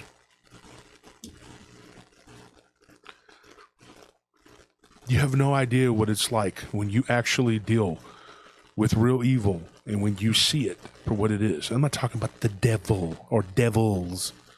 I'm talking about the darkness, the true black, the darkness. It terrifies you and it hits you to your core, to your soul. And something tonight, whether it was God, universe, whatever, encouraged me. I'm sorry I'm getting emotional because when I hear people go through what this man went through, he broke down. And he told me he's only cried 4 times in my whole life. When his dad died, when his mom died. And he said this stuff he went through made him cry. And then he broke down on the phone with me. And I'm like, dude, I could feel every ounce of the pain that this guy went through because he came in contact with what most of us would never, ever want to have to deal with. I also felt privileged to hear this man tell me these things because if I didn't have this platform, I wouldn't have these opportunities to interview these people that go through this. The only thing I can tell you is you got to get right with the right God. Do a lot of soul searching, and I'm imploring you. Okay, please use discernment. Okay, do some reading, and don't just follow blindly these teachings that you've been just because you were taught that as a little kid. That is not correct. Okay, I'm not trying to make you stray from the path. I'm telling you, I'm trying to get you on the right path. I'm taking this journey with you. I'm learning as I go along too. And I'm sorry if I get emotional when I talk about it, because sometimes I can handle it and sometimes it just Shakes me to my core. Don't try to go it alone. Okay? We're a community. We have a prayer group. We have a holistic healing group now that Nelly has started for people who want to talk about if they have issues health-wise. We try to help people. We want to help each other. Like, really help each other, not just go, yeah, man, I'm here, man. No, dude, you're not here, okay? Show your face. I'm showing you mine, okay? Really trying to help people, showing you who I am. I had some idiot from Canada, and I hope he hears this, actually tell me that I'm a goof. That's what he called me. And said because I share way too much of myself with my audience. If you were sitting here talking to people about all this, then how can you not share a piece of yourself with your listeners, with your family?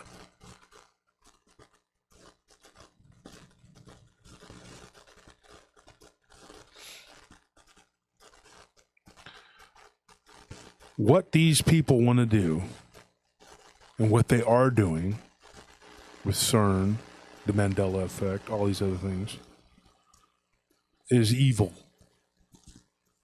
No two ways about it.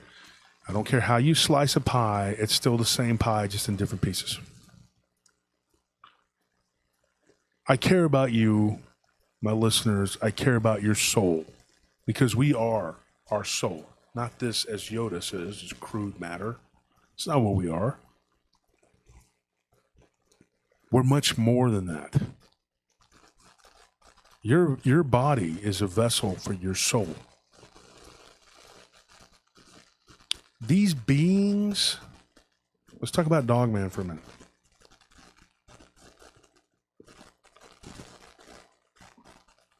These beings can easily be houses, vessels, for something far more sinister.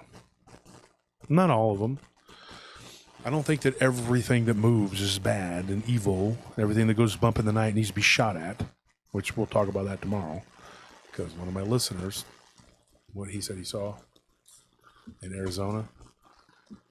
Well, I told you yesterday, or we talked about it last night after the show. We have a listener that saw something by a fence with his brother. Claims to have actually saw an alien, like a real alien. You don't remember talking about that yesterday? Yeah. Okay. Well, anyways. I mean, it was looking at him over a fence. His brother was an abductee from the time he was a teenager. People ask me all the time, like, what do these things want? What do they want? Want energy. When somebody goes through something like this, very traumatic, they think they're crazy. They start thinking, man, I'm losing my freaking mind. How do I walk through a portal? How do I end up in another realm, in another world? And maybe not even another timeline, just another dimension? Or is it another world like ours, but in a different time? Where am I at? It's terrifying, horrifying. There's a woman out of Northern California. She had a nervous breakdown, ended up going to the hospital. She took medication, all this other stuff. She was hiking through the redwood forest, and she had the worst panic attack of her life. She began to shake. She says, I had to get to a hospital immediately, and I was in the middle of nowhere. So luckily, she had her sister and her sister's husband who kept her calm.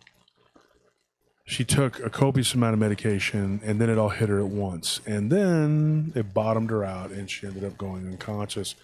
When she went unconscious, this is what I'm talking about. She woke up in the car with two people talking to her.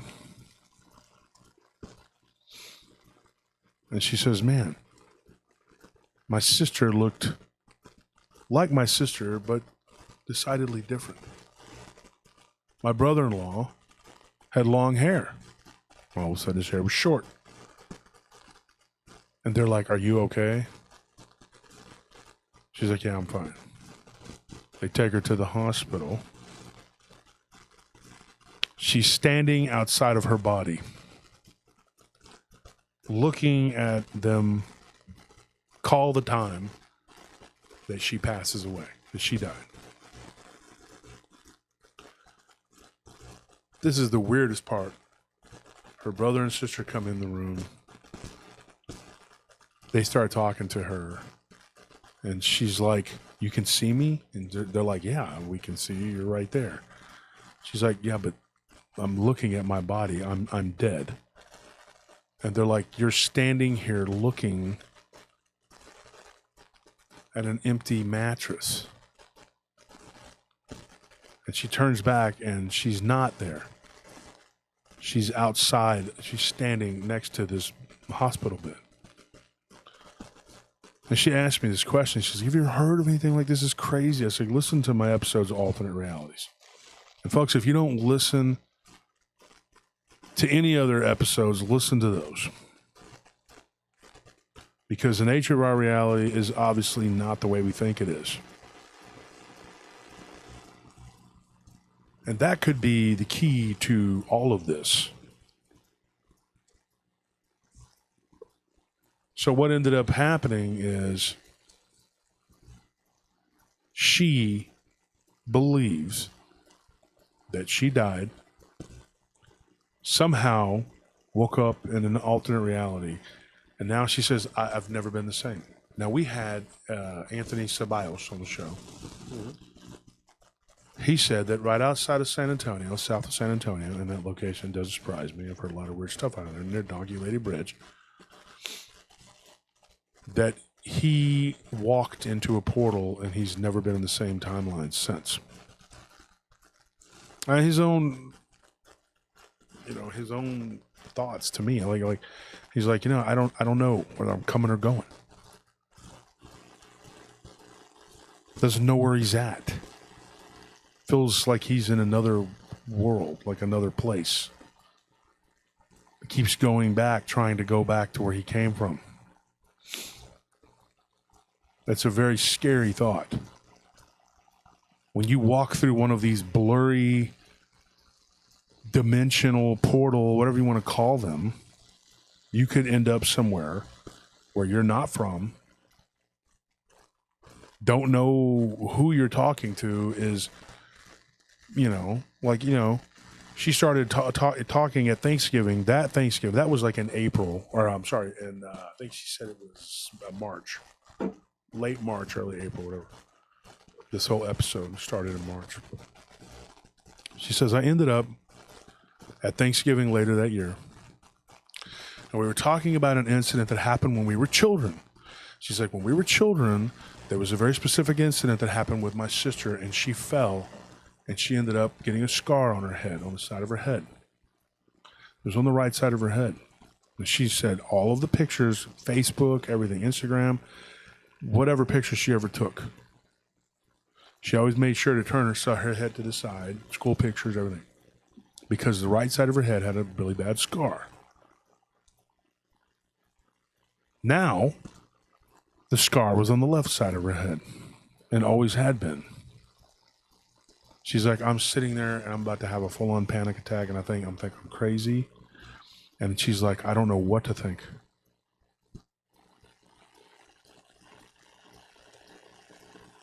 She's like, I don't know what's going on. I don't know which way is up. She's like, I have a son and a daughter. Their birthdays are even different.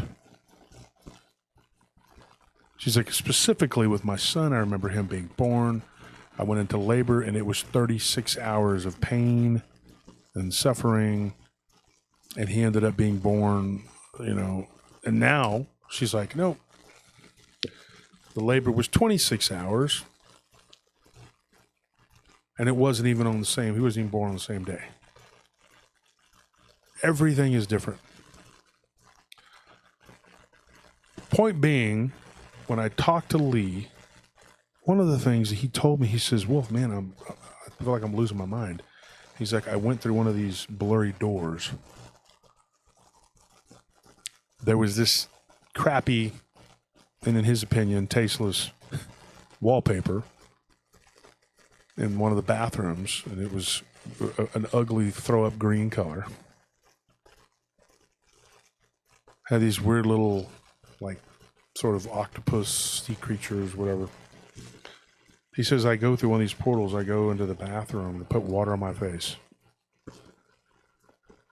Guess what? Wallpaper is blue. Very vibrant blue, and these little octopus creatures were very pronounced.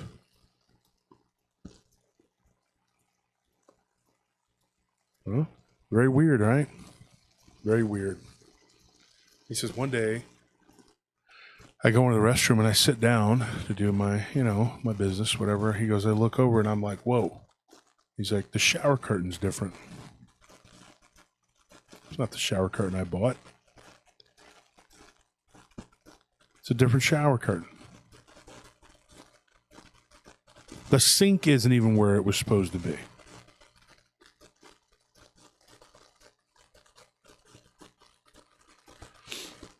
Weird.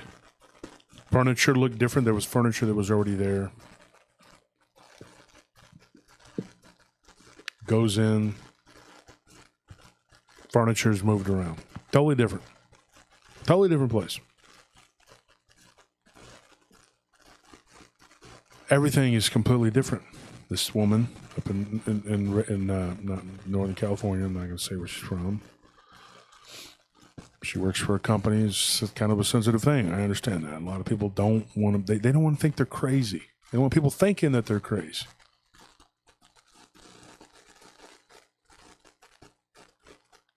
One of the things that she says, my husband, ex-husband, she's like, when we split up, it was very mutual. We had decided mutually, and he was dating another woman. She's like, now, this woman that he was all head over heels for and whatever, didn't exist. He didn't exist. She was like, it never happened. Right? And she's telling me this, and she's like starting to break down and cry. And she's like, I know you think I'm crazy. And I kept reassuring her, no, I don't think you're crazy. I don't know you that well. But I knew and I believed that she believed that this was real. That's all I could do, and that's all I can do, really.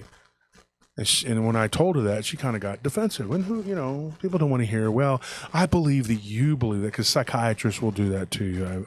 They haven't done it to me, but I've heard them do that, in group therapy or whatever the crap it was when I was a kid. And they're like, well, I believe that you believe. That's so patronizing.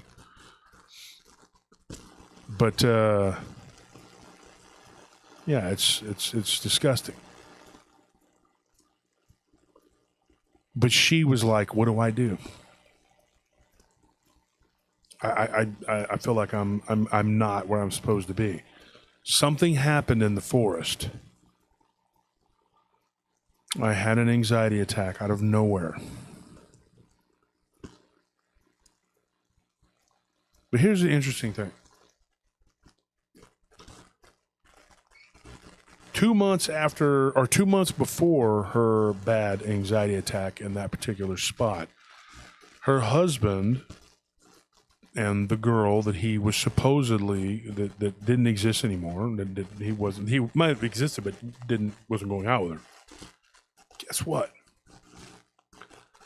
They were still on speaking terms. It was a mutual thing, and they shared custody of the kids, and everything was copacetic. He told her, I had the craziest experience out there with my girlfriend, with Leslie's girlfriend. I remember that. Her name was Leslie. She's like, really? What happened? He says, dude, I saw this creature. It was about 6.5 foot tall, kind of lanky, with big shoulders. Looked just like a freaking werewolf.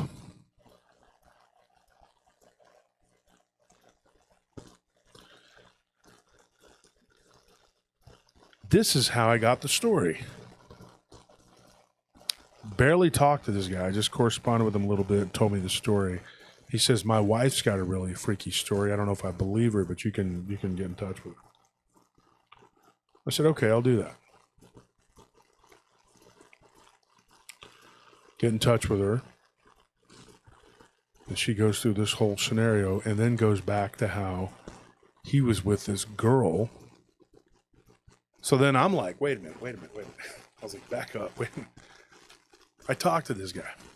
I mean, not long, drawn-out conversation, but I talked to him. And I said, who was the girl that he was with? She's like, a different girl. This girl's name is Stephanie. This girl, Leslie, the one that she remembers, never existed. She's like, he thinks I'm crazy. But this guy claims to have seen a 6.5 foot tall, hairy, bipedal beast, wolf-like. She goes out there to this particular spot, and her initial reaction was this, and whose wouldn't be this? She says, I thought that he was being I'm not going to say the bad word, dingling head, you know, and didn't want me to go out there hiking because now that's him and this girl's spot. So, you know, so she's like, I kind of defiantly was like, well, I'm going to go out there because that was a spot that we used to go through. And now I'm not going to let them, you know, hijack it from me. So she goes out there with her sister and her sister's boyfriend or her husband, common law, whatever it is, they live together. She says, I go out there and I start having a nervous breakdown, a panic attack like you wouldn't believe. There was some sort of energy out there. But get this, her sister told her this. Her sister said, the only thing that happened that was weird to me, other than you going unconscious and talking, you know, when you woke up, was that I saw in the distance behind one of the trees, it looked like there was like a field of blurriness. Like everything was blurry. Like if you were to go, like it would be the edge of something, like on a video game. Mm-hmm. I said that. What did she think? Like a video game? She said, yeah. Well, the correspondence was, you know, brief. So what did her ex-husband see? Well, he saw some sort of bipedal canid creature, went behind a tree, disappeared, and they booked it. They got out of there. A couple weeks later, she goes through there. She has this major panic attack, and then she ends up in some alternate reality. Now, the average Joe, which I'm not, is going to go, wow, you had a Dogman encounter. I don't know what all that other stuff was, but we're going to completely ignore all of that. And we're just going to say that you had some sort of Dogman encounter with what I'm certain was some sort of physical. In fact, he was like this guy. He's lifting weights. I think he's deadlifting or something. Is he deadlift? What is he doing? Yeah, he's deadlifting. He's deadlifting. He's even got the snatch grip. Oh, no. He's got double overhand grip. He's working out, right? He has to work out because he's a completely flesh and blood physical creature. And he's a gym wolf. Yeah. Not to be confused with a gym rat. They're much smaller. Little teeth. This is what I'm going to tell you, folks. This happens all the time. But these amazing researchers, they don't bother with any of the other stuff. Imagine if you went to the fridge, this is an analogy, and you said, man, boy, am I hungry. And you go and get some bread, and you get mayonnaise and mustard, and I like lettuce and tomato on my sandwich. I don't know if you do. Lettuce, tomato, you cut them all up, you get it all together. You get out the ham, the cheese, the whatever, pastrami, I don't know what you eat, turkey, chicken, whatever. Throw it all on there. And then you decide, you know what? I'm just going to eat the turkey off of this. The rest of it looks tasty, but it's just not for me. And you just literally take the turkey off and you eat that, and the rest you throw in the trash. Or how about this? You order a pizza, a delicious pizza. Pepperoni, what do you eat? Sausage, mushroom, black olives. You pick all the toppings off and you just eat some of the cheese and a little bit of the crust and then you throw it out. Is that how to eat pizza? Is that how to make a sandwich? Is that how to eat? Or how about when you're listening to a song? I like this part. Coming in the air tonight. Oh, no, stop it right there. Nope, I don't want to hear anything else. I like that verse. That's it. Phil Collins is great, but I just want to hear that one part of a sentence, and then the rest. I don't want to hear the rest.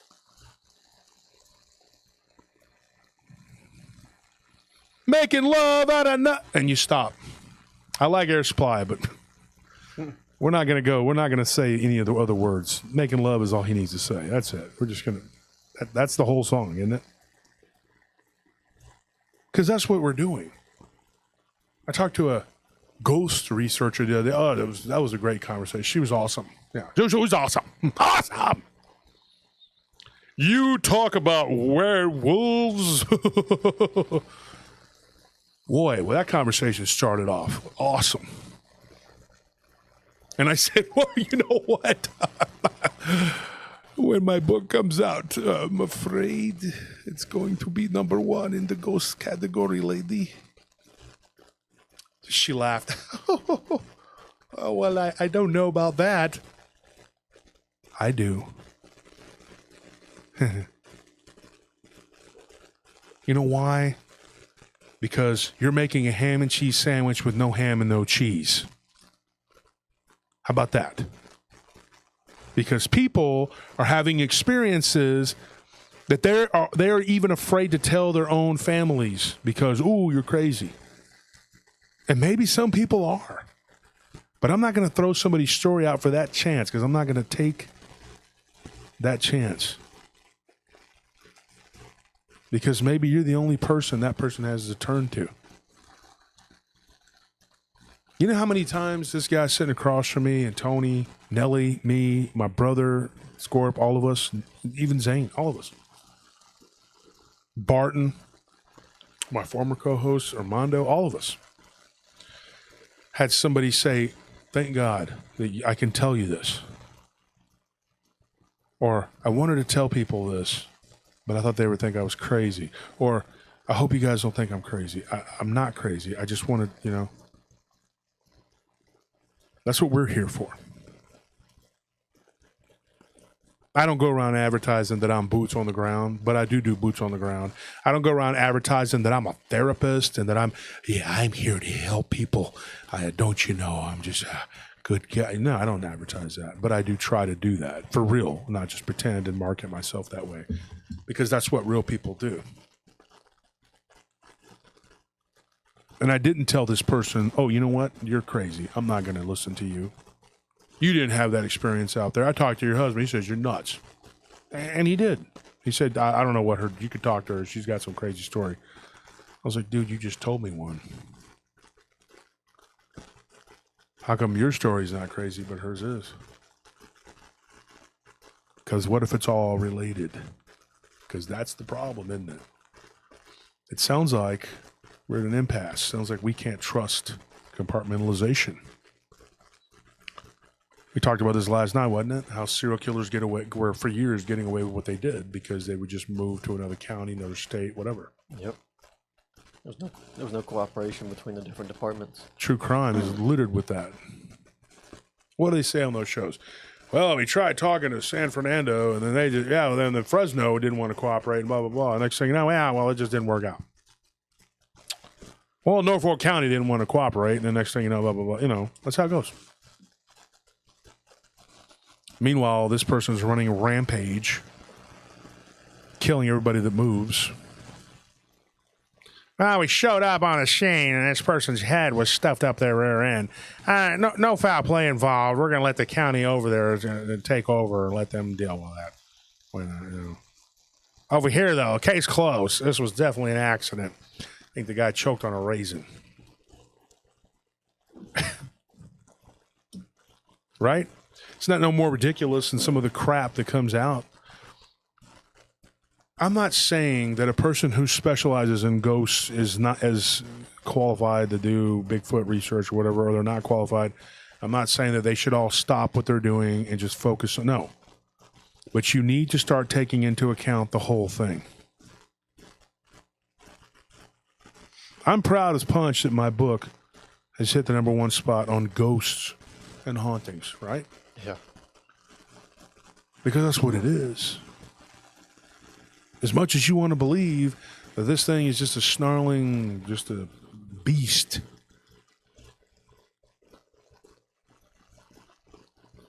it's more than that.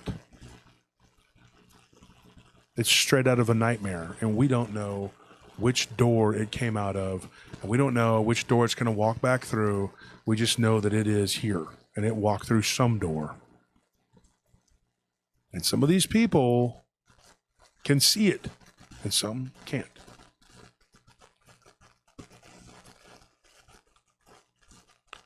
Bill Stern, I'm very sorry that your goldfish killed by your cat, my cat, choked on the goldfish. I'm very sorry that happened, okay? I don't know. I don't have all the answers to the universe. I don't have the mysteries of the universe solved. But damn it, we can get some answers if we all work together. Wouldn't you like to know some of this? Just some of it, right? So a little bit, just a little bit, maybe just a little bit, right? Right? Work with me. Send me people who have stories so we can postulate and theorize on these things and maybe get a little closer.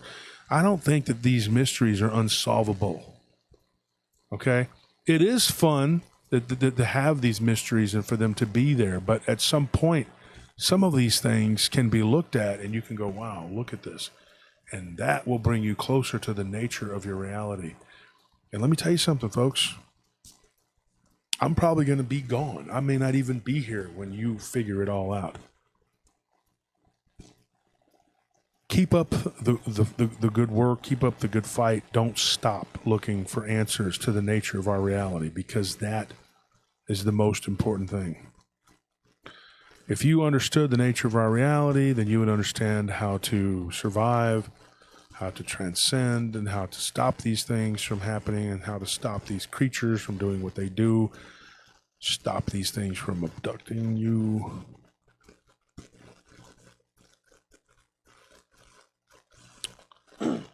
I think there are certain people that they know they can mess with. I believe that. I think there's a reason why, and I'm gonna go out on a limb here. I never saw the Dogman again. I do believe he was around 2 or 3 times, but he didn't show himself to me. Oh, him. Yeah, it's a him. It's up to you to protect yourself.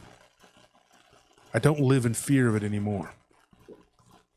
In fact, I'm not afraid to go into the woods, and I haven't been for a few years. I was leery of it, but I'm going to tell you right now, the world that these people are manipulating is not the reality. It's not the real reality. Yes, Lauren, the feed is messed up. We don't know what's going on with it. Sorry.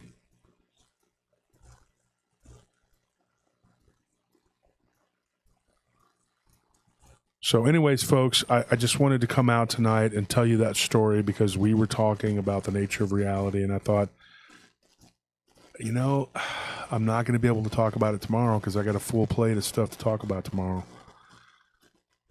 I'm not going to be able to get to it. Devil's Backbone is about 35 miles south of here, right, Anthony? Yeah, just about. Yeah. From where I'm sitting right now, it's about 45 miles. Maybe 40, 48, maybe, yeah, something like that. I can tell you this.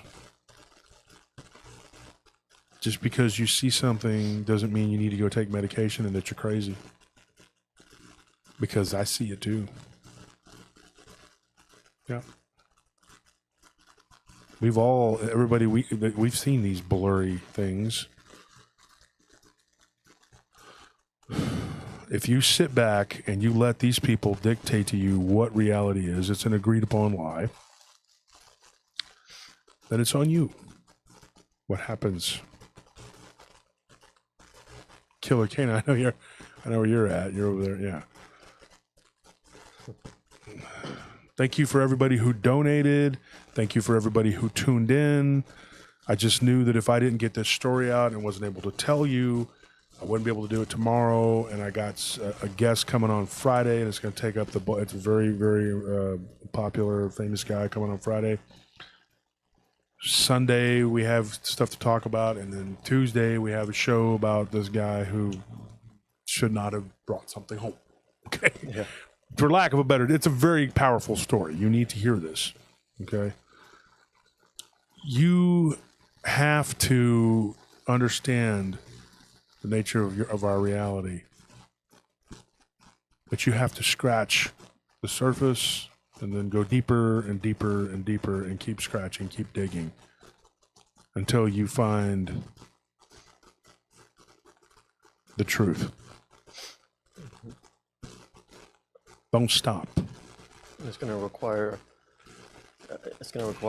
addressing like every aspect of the weird, the unexplained, and a lot of cooperation. I actually just had a thought about like the current state of the paranormal community. Right now, the paranormal community is a lot like ancient Greece, in the sense that ancient Greece was not really United. it's not really united. There were it was basically a confederation of independent city-states, and they were fiercely independent. They were all Greek, and so they had that in common, but they all valued their own independence above everything else, and as a result, there was a lot of good stuff there that came out of there. Just like there's still a lot of good stuff that comes out of the paranormal community, but there's so much. They left so much potential on the table that they could have done so much more. That's why they got invaded over and over again by Persia. But Athens was like, this is me, this is mine, this is us, and you over there, Sparta, you're you, and you Thebes, Argos. Argos. You're all, we're all doing our own thing here, but we're kind of cooperating here and there, but not really. Yeah. Wolf wants to make this the Roman Empire. And the people who tell you that you're crazy because your Bigfoot encounter or your Dogman encounter involves too much woo-woo or involves aliens or spirits and all that. You know who those people are? Those people are the Picts. Those people are the Gauls. Those people are the Carthaginians. The Vandals. Those people are the Vandals. And some of them gave Rome a good fight. They gave them a good run for their money. But you know how they ended? They all got crushed. Even Carthage, they got burned to the ground. Two wars eventually were destroyed. So you have to decide who you want to be, because no one goes into deep study about the Picts or the Gauls and their vast empire because they didn't have one. It's going to take unity under a strong and intelligent person if we want to get answers to these things. Don't be ancient Greece. Don't leave potential on the table because you value your independence above the truth. And they were one of the first that was taken over by the Romans, and it was like taking candy from a baby. Yeah. I always think it's funny, folks. I'm a big fan of ancient Sparta. I think they were amazing. But once they got their asses kicked by Thebes, well, that was the end of it. They were never the same. It's like a great fighter that gets punched and then they get knocked out and then they're just never the same. Their chin is never the same. I saw somebody wearing a shirt the other day, and it was at the gym, and he had a quote. And it says, Philip of Macedon to the Spartans, if we invade, you will be crushed. You will be conquered completely. And Sparta, and it said, if. like Sparta's response to Philip. Philip Macedon was the father of Alexander the Great. The Macedonians were dogs, boy. They were hardcore. Okay. And I couldn't help it. He's a young guy and he's working out. And I said, do you know what that shirt really means? He's like, yeah, just like the Spartans were the greatest ever, And I'm like, no, they weren't. They were good and they did good work at one time. But their arrogance and their refusal to work with Athens, Argos, Thebes, Corinth, and all their neighbors, and their warlike behavior, and they ostracized themselves from everyone else. Mm-hmm. The Romans took them down with barely a fight. 2 days, and they were. It was over. And it wasn't ancient Greece that conquered the Persians. And made an empire all the way stretching to India. That was the Macedonians. Alexander, who's Philip. Now, when Philip, this is a quick history lesson here. If you're interested, I'll tell you. Philip had been training and preparing for war with Persia, but he knew he had to defeat and consolidate his power base, which was Greece. He was considered a barbarian. He was from the north. And in fact, Macedonia, they were once part of Yugoslavia, which that really makes sense to me. They're more Greek than Slavic. But Thrace, one of their first conquests, they had taken, and then they eventually moved south. And the Thebans kind of had taken over after beating the Spartans. They became the big boy on the block. And in 2 pitched battles, they were completely and utterly destroyed by Alexander. I mean, destroyed. They got a little too cocky, thinking, "Oh, we knocked out the Spartans. We're the baddest dudes ever." No. And they were just as arrogant about themselves and dismissed Alexander and what he said he would do. And we're seeing that replayed today on granted on a much smaller scale in the paranormal community, because what you're doing is trying to bring people together and get them to cooperate and establish a free flow of information across the whole spectrum of the paranormal. Mm-hmm. And when people make fun of that, then they always end up eating their words, because this conference coming up is, some of the biggest names that have never been under one roof for the first time are going to be in the same place at the same time, all under the same banner and on the same page. And you said you would do that when we started this. Mm-hmm. And it was mocked as just nonsense. Who is this guy coming out of nowhere? Alexander faced the same thing. Yeah. Somebody even made a comment, and then remember when we were arguing with Doofus, and I know you remember this, and he says, you just fall out of the sky and start trying to tell the rest of us how to, Yeah. I didn't just fall out of the sky, dude. I didn't just, maybe into his Australian mind, I just fell out of the sky. But I didn't just fall out of the sky with some wacky crackpotty theories. I did my homework. I've done this before, and we're going to do it again in this. It's going to happen because you, my paratroopers, if you want the truth and you want answers, this is where you come. Because me and my constituents and my allies, we're going to bring it to you. We're going to work together, and there really is no enemy. The enemy is ignorance. Ignorance is the enemy. It's pervasive. It seeps into your brain. It dulls you, turns you into a dullard. You become a zombie. The Persia, and I'm not talking about Persians. I have a lot of Persian friends. I'm talking about the Persian invasion. Look at it like the ignorance, the pervasive ignorance. Some people do it willfully. It's the worst sin ever to be willfully ignorant. And they're okay with you being ignorant because you got to watch Finding Nothing and Dumb Adventures, because those What? How brain dead do you have to be? Who goes back and even watches reruns of that? Who would watch reruns of that? What could you possibly get out of that? And then they go to conferences and they're just like, oh, yeah, let's wow. You couldn't pay me to go there and try to talk to these people and get autographs. If they want to come to me and talk to me, that's fine, but I'm not going to them because I have nothing to say to them. They've been pulling the wool over everybody's eyes long enough. Enough is enough. Okay? Stop wasting your time, which is really hard-earned money. Time is money. Okay? Stop wasting it on garbage. Life is too short to eat terrible, terrible garbage television over and over again. Stop eating that stuff. Stop eating it up. Life's too short to listen to bad music. Right?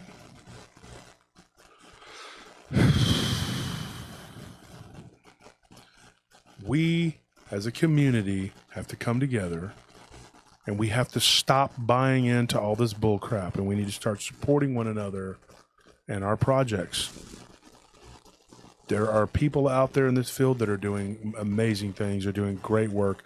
They're bringing us together, and they're not even getting the credit. You know what they're doing? People are going and listening to the same monotonous dribble, drawl, whatever, instead of paying attention to the path that's going to get you to where you need to be. Like I said, I don't have all the answers, but at least I'm trying.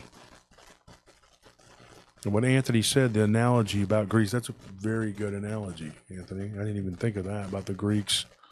Yeah. I thought of it in terms of Oda Nobunaga and how he united Japan. Similar thing. He spit on the rituals and the whatever, let's bow and let's throw salt and all this. He's like, whatever, dude. We're wasting our time with this while China gears up to invade, or the Mongols invade, or Korea invades, or whoever is going to come across, and then they're going to buy off this clan and that clan, and then who knows what's going to happen, and then we're all going to be divided and we're all going to be slaves. Or we can work together, put our heads together, figure out what the hell is going on, and unite like we're supposed to. Because we are all just one people. I was at the conference in San Antonio. You didn't make this conference. It was the Clean Brothers conference. They're nice guys. I don't have a problem with them. But one of the things that they said, we're into ghosts, and cryptids are kind of like our cousins. I kind of agree with that statement, and then I thought about it later on, and I thought, I don't agree with that. I don't like that statement at all. We're not cousins. We're on the same freaking team. We're on the same page. We're not closely related. This is the same thing. And I'm going to say that at the conference. It's not, I'm going to come out and say that. And folks, it's going to be streamed. I don't know exactly how we're going to do it. Like I said, there's no substitute for being there and being able to talk to us off air. And I'm willing to sit down and talk to anybody who shows up. But I'm going to tell you this. I don't look at it that way. Cryptids and ghosts and the Bigfoot community, Dogman community, alien abduction, we're not related. We're all in this together. Whether they want to believe it or not. Paul Sinclair, hey, how's it going, Paul? Everything is connected.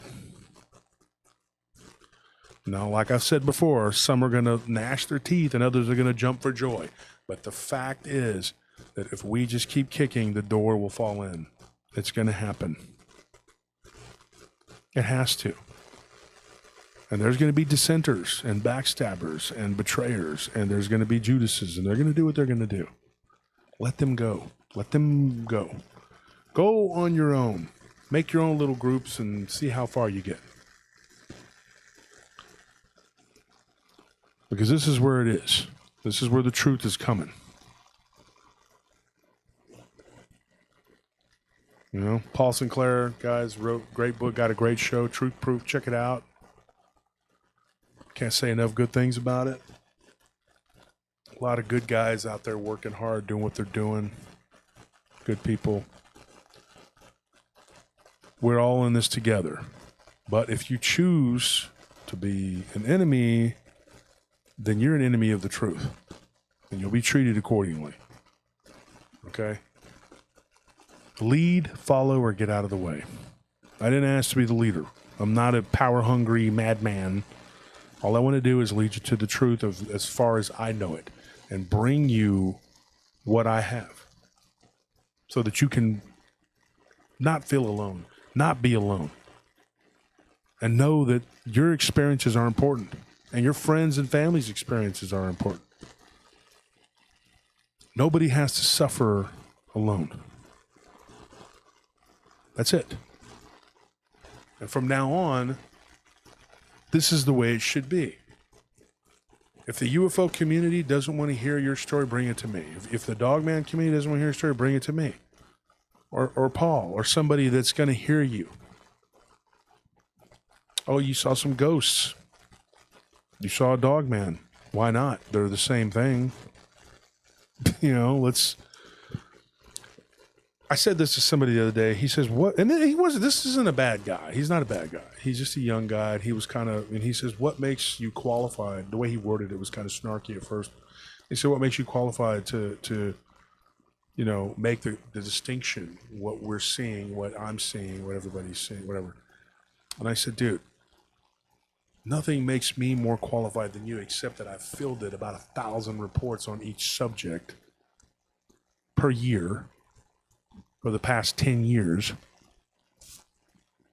Talking to Albert Rosales yesterday. I mean, Albert is huge. I mean, he's going to go to the conference. I can't wait to work with him. We do the project with him. It's going to be incredible. When I work with him, Nick Redfern, Chris James, Christopher Jordan, Daniel Jones, a UAP. It's going to be amazing. When you put all these people together who have fielded hundreds and hundreds of reports, that's what makes you qualified to talk about it, because people are bringing it to you. And I told this young man, I said, how old are you? He says, I'm 23. I said, 23 years old. How many reports have you fielded? He says, a few. A handful of this. First thing he told me, he says, I made a mistake a couple years ago. He goes, a guy gave me a story. I thought it was just a Dogman. I totally ignored. It was a ranch house they lived in. And he's like, dude, in Idaho, and he ignored everything else. So that's your mistake right there. Don't box yourself in. And then somebody tried to say, you know about this too, a little snarky thing in the group. How can this guy have all these answers when he's involved in all these different genres of this subject? How can he put any time into all? Because damn it, they're all the same. How can this mechanic work on a car and a truck and an SUV? God, how's that even possible? Yuck, yuck, yuck.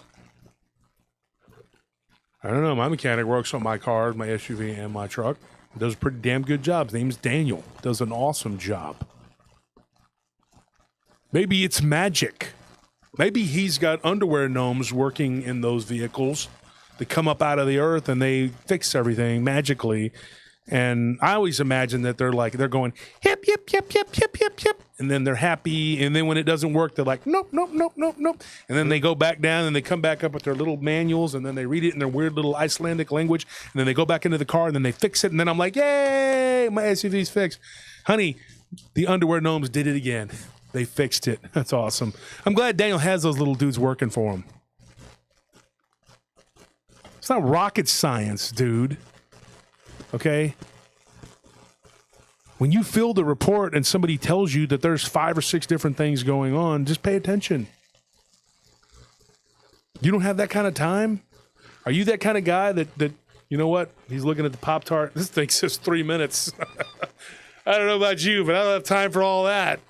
I'm just going to eat it. He just starts eating with the paper on there because he don't even have time to take it off. He's got to go. He's a man of enterprise. He's got things to do. Ain't nobody got time for that. Hot coffee? Straight onto my face. Anybody got time for that? Well, yeah, I see raw Pop-Tarts are great. Whatever. If you believe you want them, that's fine. I found some that are actually pretty good that are healthy from Vitamin Shop, but I'm not going to get into that. Look, I'm talking about somebody who doesn't even have time to take it out of the wrapper. If you don't have time to sit there and listen to somebody, then what are you doing? That's crazy. That's crazy talk. That's ridiculous. I can't do this because I don't have time to. Dude, I wrote 2 books while running a large security company, okay, and doing this show 3 to 4 times a week. Now, I know Lance Armstrong's not the most. We used to have to do security for him. He signed a book for my mom years ago. She liked him. I know that he got in trouble, whatever. I'm not here to talk about the morality of the guy. People said something one time. They were like, what is he on? He goes, what am I on? I'm on my bike 10 hours a day. What are you on? Got to admit, he was on his bike a lot. What am I on? What am I doing? I'm on here. I'm working. That's what I'm doing. I'm passionate about what I do. And I'm sorry if you don't have the mental capacity that God gave a hamster. Okay? If your brain is as slow as Jell-O mold, I'm sorry. There's nothing I can tell you. All I know, Lance said, exactly, Mexi. What I'm saying, though, is that what he said, though, was interesting. Because, and I'll say this, and I've never taken steroids in my life, but there are people who will take steroids, and Anthony, we see them, and they don't work out. They're like, oh, look at me, I'm flexing, I'm getting so vascular and big. I don't see you working out very often, and you look the same, but you're a little more angry, and your blood pressure's through the roof. At least Lance had the common sense to do it and then go get on his bike and actually exercise.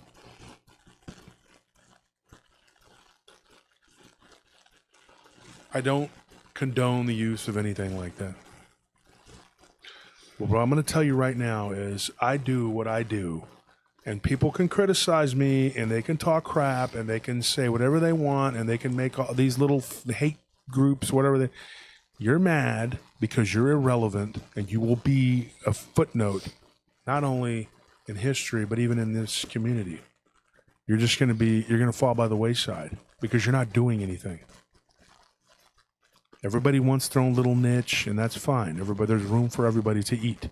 But if you want to get to the bottom of things and you want to get answers, then what you're going to have to do is put aside your little petty grievances, your little, I'm with MUFON, I'm with BFRO, and all this other, whatever, and start looking at these cases and for what they are, because people are seeing a lot of weird stuff. And I don't see y'all coming up with any answers. I'm not talking about my listeners. I'm talking about them. I see you trying to move in on everybody and take everybody's listeners so they can go watch your stupid bullcrap, ridiculous, outdated, and not even a has-been, never was, only for brain-dead people shows that do nothing but lie, leave on cliffhangers that never... Oh my gosh, what's going to happen? We go to a commercial, you come back, nothing. Because nothing ever does, and nothing ever will. And then people are lining up for their autograph. I would pay you to not give me an autograph.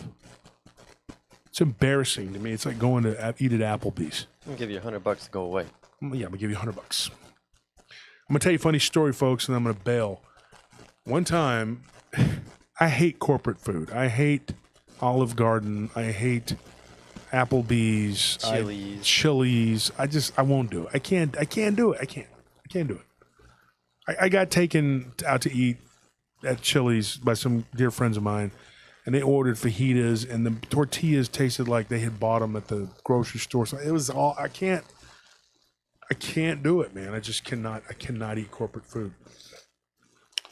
And I and my wife were coming back into town from a little trip down in South Texas, and we were coming through, and there was nothing open. This is before COVID, so Chili's, or Applebee's, I'm sorry, was open 24. Yeah. It was up like I think 1 or 2 in the morning.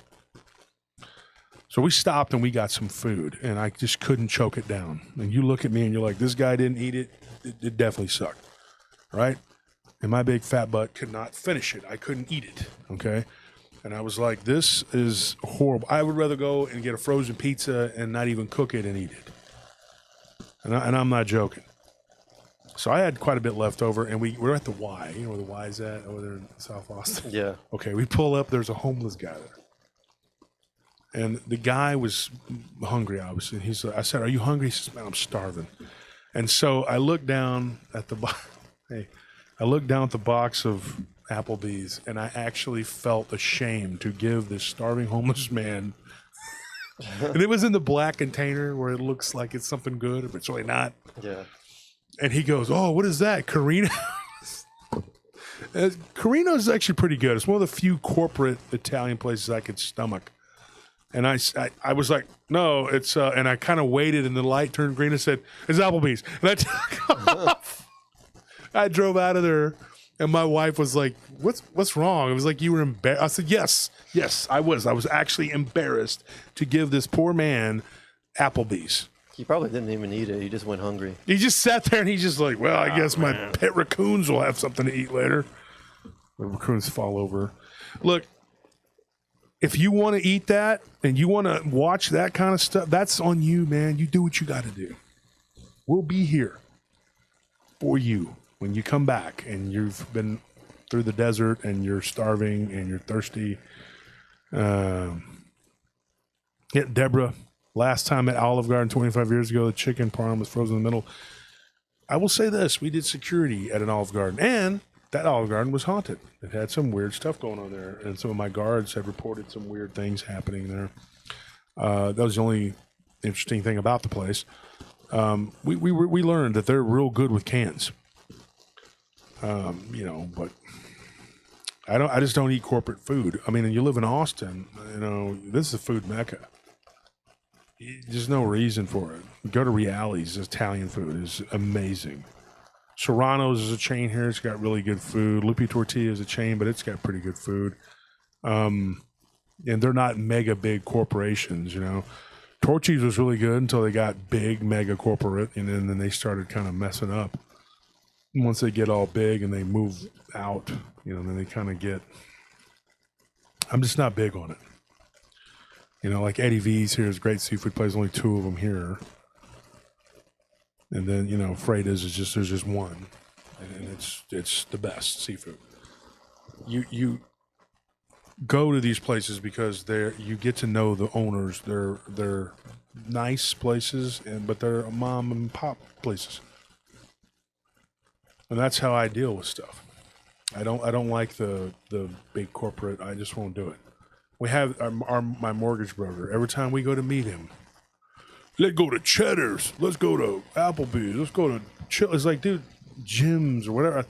I'm like, dude, can we go to a place that's not corporate and where people that you can actually talk to the owners, like over at Sunflower or Ramon's, Reali's, where Gino is there. You can go in and talk to him.